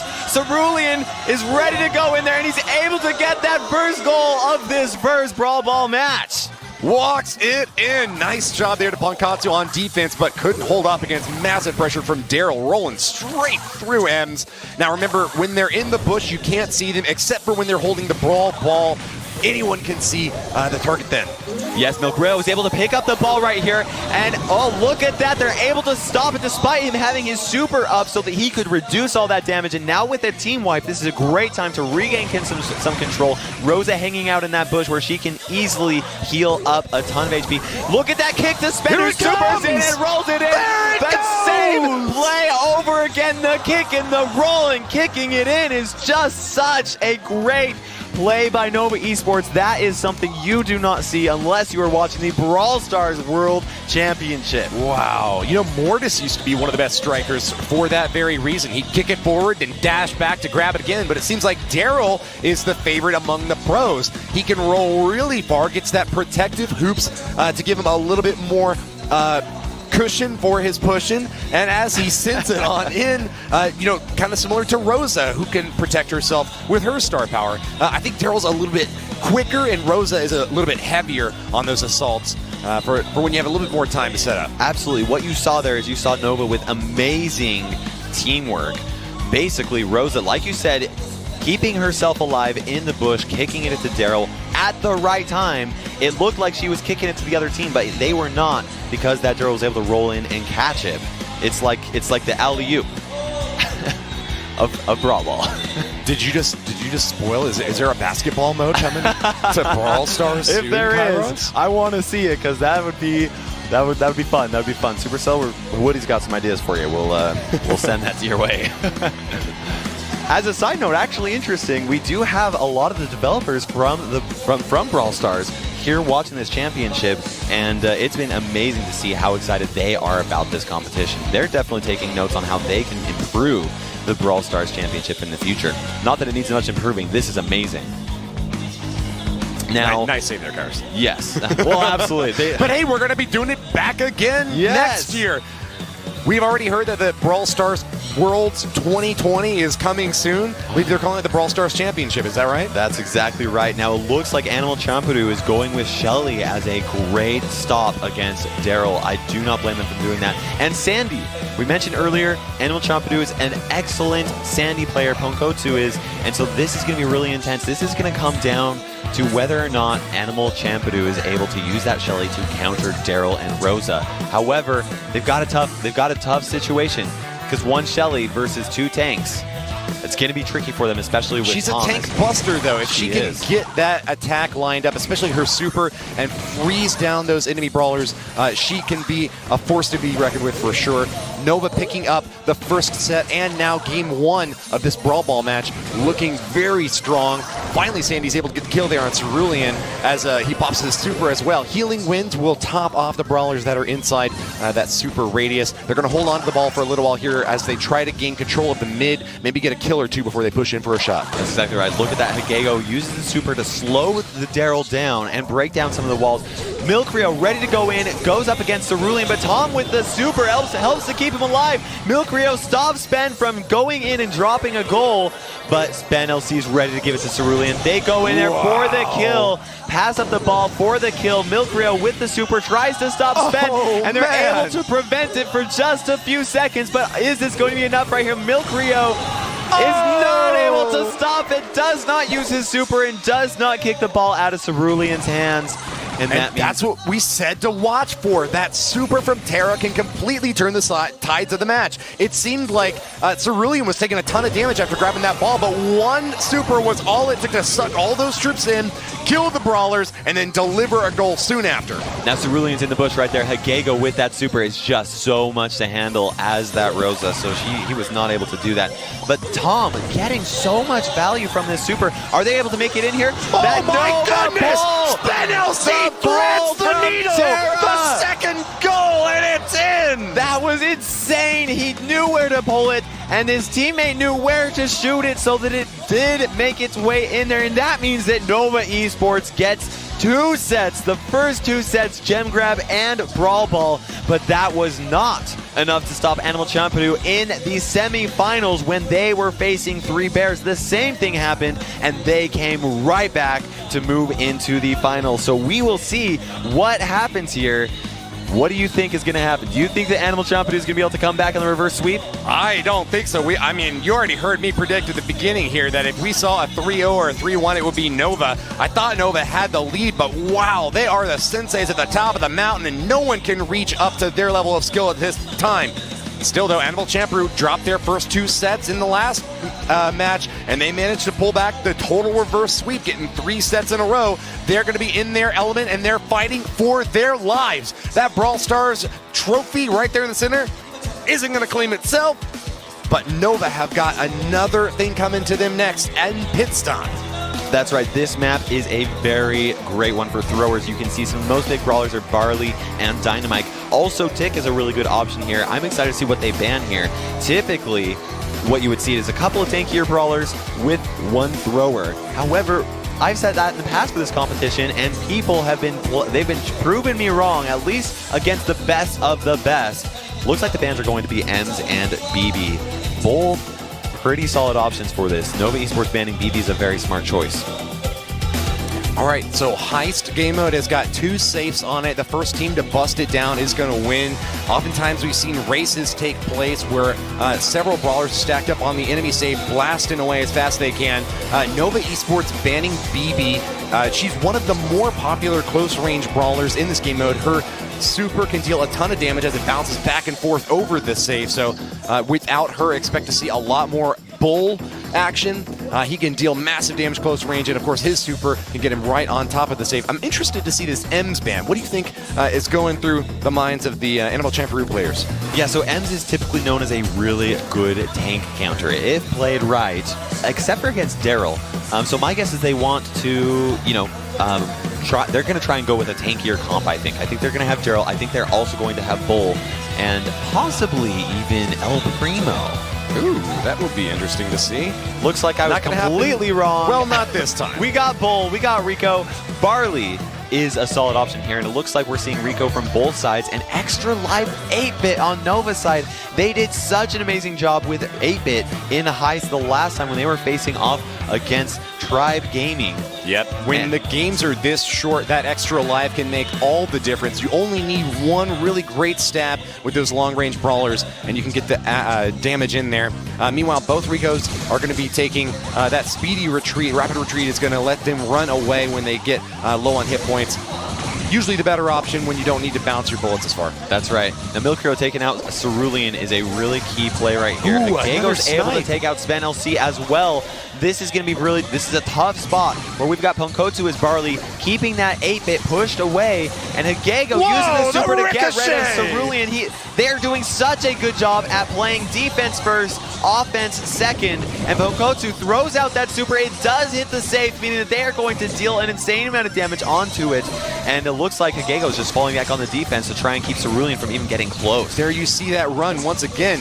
Wow, that Rico's massive and dealing a ton of damage really quickly. He can jet around the map and stay out of range of Cerulean, and with that speed boost, not anymore. Cerulean gets the kill, and that's going to be massive damage on that enemy safe. We've got damage going on both sides of the field. We have Milkrio playing as Barley dealing damage to the enemy safe, and Nova Cerulean just playing those walls, trying to get close to there. And look at that defense from SpenLC. That was absolutely phenomenal. You can't catch up to Spen when he's running this fast. Happy feet, and he makes it back in time. We got another bull charge, but denied by a defensive bull. We are neck and neck right now. Kairos at 50% each for these two saves. This is incredibly close. Milkrio's going for the charge, but Cerulean's able to be there on the defense. Tom's attacking Ponkotsu, and Ponkotsu's just trying to survive, but he cannot run away fast enough. Tom throws down the turret, boosting their damage, and they unload an insane amount of damage on that save. Is it enough? 14 HP, and it is still alive. The Omega Blast from Nova. All three firing away, brings it down to 1 hit point. Can Bull get the last blast? All they need is one attack from either, and Spen is able to deal the damage from that distance there. They are in such a good position here as Nova has that another victory. Animal Champadu, they cannot lose this next one if they want to move on. The match points now for Nova Esports. Up 2-0 on this set score, and the World Championship title is right before them. It's yours for the taking, guys. But remember, Animal Champadu was here before. They've been down 2 sets, and they still won the match. What can they do this time, Kairos, to turn it back? That is a really tough question, because I was going to say to stick with Barley. You know, but I think they might have to go with something a little bit tankier. They've got to do something to outrange that 8-bit. It seemed like when the walls were up, Animal Champadu had a bit of an advantage. But as soon as Bull was able to tear it down, it was Rico and 8-bit blasting straight into that safe. Maybe if Animal Champadu get a quick win, if they're able to play a bit more aggressively, that could help him. What do you think? No, I think that you're absolutely right. Or outrange them. I love their Rico pick. They played such a good Rico, and it looks like they're going to stick with it. Bull, Rico, and Barley, they're trying it again. Hagego just played the best defense I've ever seen in a high scheme, but it still wasn't enough to stop this Nova team. They've got to keep this Cerulean from charging up his super. That's what they've got to do. They've got to prevent it from opening up in the center. I mean, but that could go either way. That really could go either way. Barley is such a good option on this brawler, on this map. He's just got to focus on staying alive and dealing that damage. Oh, I don't know. Let's see what happens. I'm excited for it. This could be it for Nova Esports. Is this match going to be the last between them?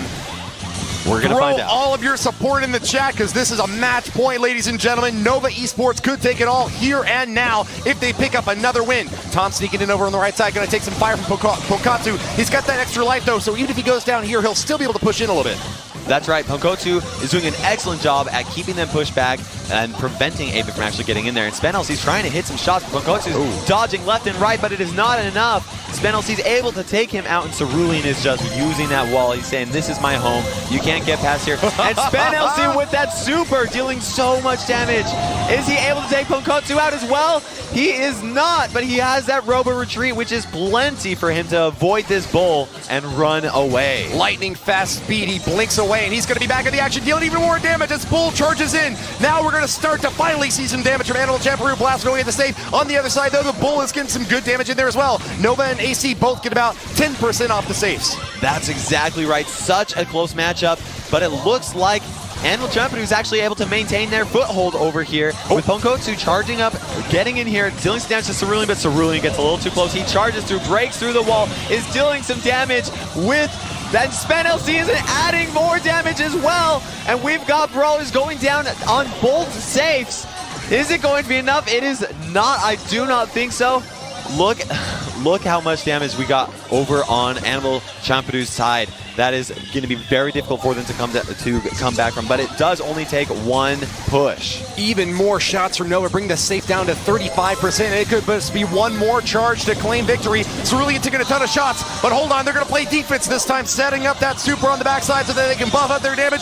Bull makes it into the safe, but brings it down to 17, 16, 13, 12. Is it over yet, Kairos? It is not. We still have 24 seconds. They just have to defend. Nova just has to defend this one push in order for them to become the champions of the world for Brawl Stars. 15 seconds left. Here we go. They're not even going to focus on defense. They're just going on the offense. And it looks like that is going to be the victory. Nova Esports, first ever Brawl Stars World Champion. Nova Esports! Nova Strong take the Triple Crown Royale. Clash of Clans and Brawl Stars have the Nova name stamped on those trophies. We've got confetti going all over the audience. Everybody is cheering them. This is such an exciting moment in the Brawl Stars history. The first ever Brawl Stars champions. And let's see what they've got. They've got a message. Their message, their Nova is we won. Esports flag draped behind that trophy. The bulk of that $250,000 prize pool going to our team from Europe. Look at their face. They're so Spen LC is keeping it cool though. Everybody else, this is exciting. These Brits are the best in the business, Kairos. That's exactly right. Now we are actually going to hear some words from our first ever Brawl Stars World Championship. Here we go.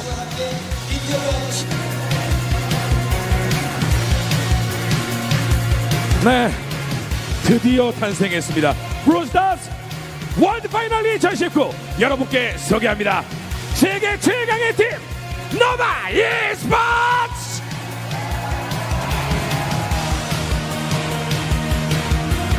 이야, 트로피. 이야.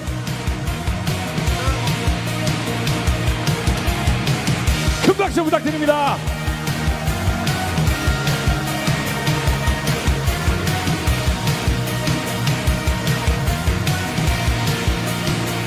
자, 우리 브롤스타즈 초대 챔피언이 된 노바 e스포츠 우리 선수들과 인터뷰를 한번 진행을 해보도록 하겠습니다. 뭐 지금 당연한 얘기겠지만요, 너무 기쁠 텐데 지금 소감이 어떤지. 스펜서? Spencer, please describe how you feel right now. All our hard work and preparation has paid off. I fully believed in our team to pull it off. I'm over the moon. 모두 힘겹게 이렇게 준비해온 결과가 이렇게 승리로 이뤄내서 너무 기쁘다고 합니다.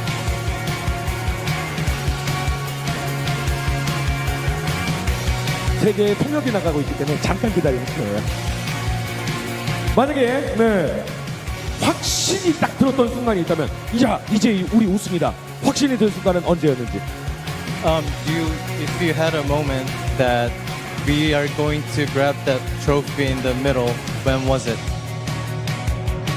I felt like after the second game, once we clutched up, I had nothing but eyes for the trophy. So I kept reminding my team to keep looking at it, because that's ours. 두 번째 게임이 끝날 때쯤 계속 이 트로피 쪽으로 계속 눈이 갔다고 하네요. 오. 그때부터 이기겠다라는 생각이 들었어요. 네. 두 번째 게임에서 이미 저 트로피가 왠지 내 마음속에 들어오는데? 라는 생각을 하셨다고 합니다. 지금껏 준비를 하고 대회를 경험하면서 가장 고마웠던 사람, 가장 생각나는 사람이 있다면? And could you name one person very thankful for during this long journey? I think the main person to thank is definitely Ark. He's been there for us all. He's the reason why we came together as friends and met up. So big shout out to Ark. He's down there. 팬들에게 무조건 감사드리고요. 이 팀 노바가 있게 해준 힘 원동력이었고 큰 친구가 되어줬다 합니다. 지금 앞에서 사진을 찍고 계신데 눈물을 흘리고 계세요. 네, 지금 너무 기뻐서 이 우승의 순간 너무 기뻐서 눈물을 흘리고 있는 모습이 보이고 있습니다. 이번 마지막 경기까지 하면서 베스트 선수, 이 선수 때문에 우리가 우승할 수 있지 않았나라는 선수가 있다면? If you have to choose one star player within three of you guys, who would it be? I can't really pick one player, obviously, but I think we all have our moments, we all have our ups and downs, but what makes us a great team is that we pull together in the end, so we're all one great team. 다들 잘할 때도 있었고 못할 때도 있어서 그렇게 또 쉽게 말을 못하는 것 같습니다. 네. 모두들 잘했다고 합니다. Great. 지금 여기 계신 우리 스펜서가 얘기를 할 때 앞에서 감독님이 카메라 찍으면서 눈물을 흘리고 계세요. 우리 친구에게 감사의 인사를 전한다면. Would you like to thank to your sponsor? He's crying as well, I've known Art for a very long time, and obviously that connection obviously brought us together as well. So I can't be more thankful. 우리 이렇게 함께 뭉치게 해주고 이렇게 서포트 해주는 거에 감사를 드린다고 합니다. 네. 지금 카메라 감독님 잘못 찍고 계세요. 여기 서 계신 분이에요. 카메라 들고 계신 분. 네. 네, 저분께서 눈물을 흘리시면서 우리 팀들이 우승했을 때 눈물을 닦으면서 카메라를 찍느라고 손이 부들부들 떨리고 계셨습니다. 네, 우리 수고해주신 초대 챔피언 노바 e스포츠 선수들에게 큰 박수 부탁드립니다.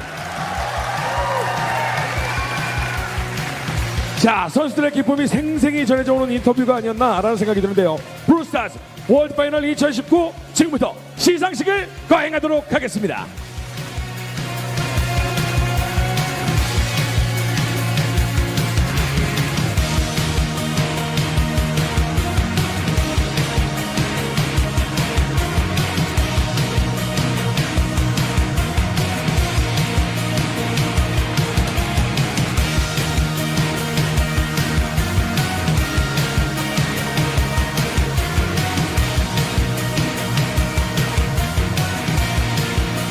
자, 그럼 지금부터 준우승 시상을 먼저 거행하도록 하겠는데요. 시상을 특별한 분께서 이 자리에서 도와주신다고 합니다. 슈퍼셀의 프랭크 카이에보르크님을 소개합니다. 큰 박수 부탁드립니다.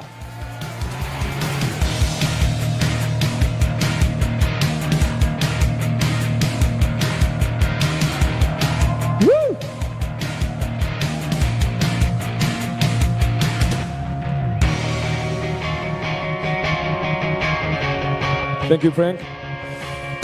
자, 그러면 준우승 시상을 하도록 하겠습니다. 끝까지 최선을 다해준 브롤스타즈 월드 파이널 2019 준우승 애니멀 챔프루입니다.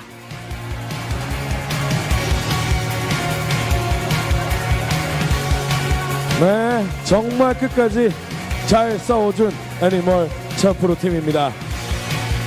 애니멀 챔프루에게는 6만 달러의 상금이 수여가 되겠습니다. 자, 프랭크 카이에보르크님이 직접 보드를 전달하고 계십니다.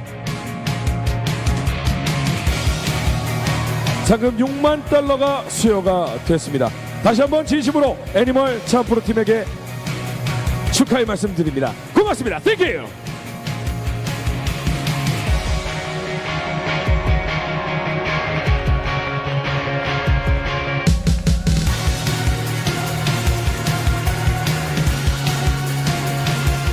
자, 이번에는 브롤스타즈 월드 파이널 2019 전 세계에서 가장 강한 팀을 소개해 올리도록 하겠습니다.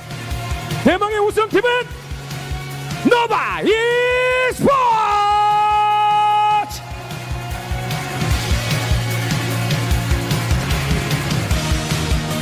예!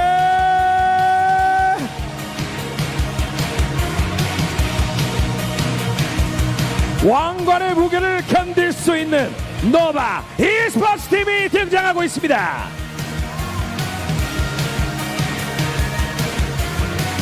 역시나 슈퍼셀의 프랭크 카이에보르키님께서 시상을 도와주시겠습니다.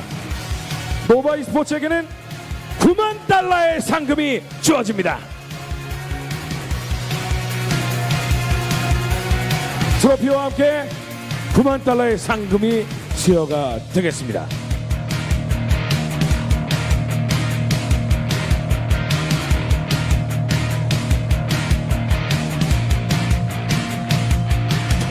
축하드립니다. 자, 오늘 이 자리에서 시상을 도와주신 슈퍼셀의 프랭크 카이에보르크님 감사합니다.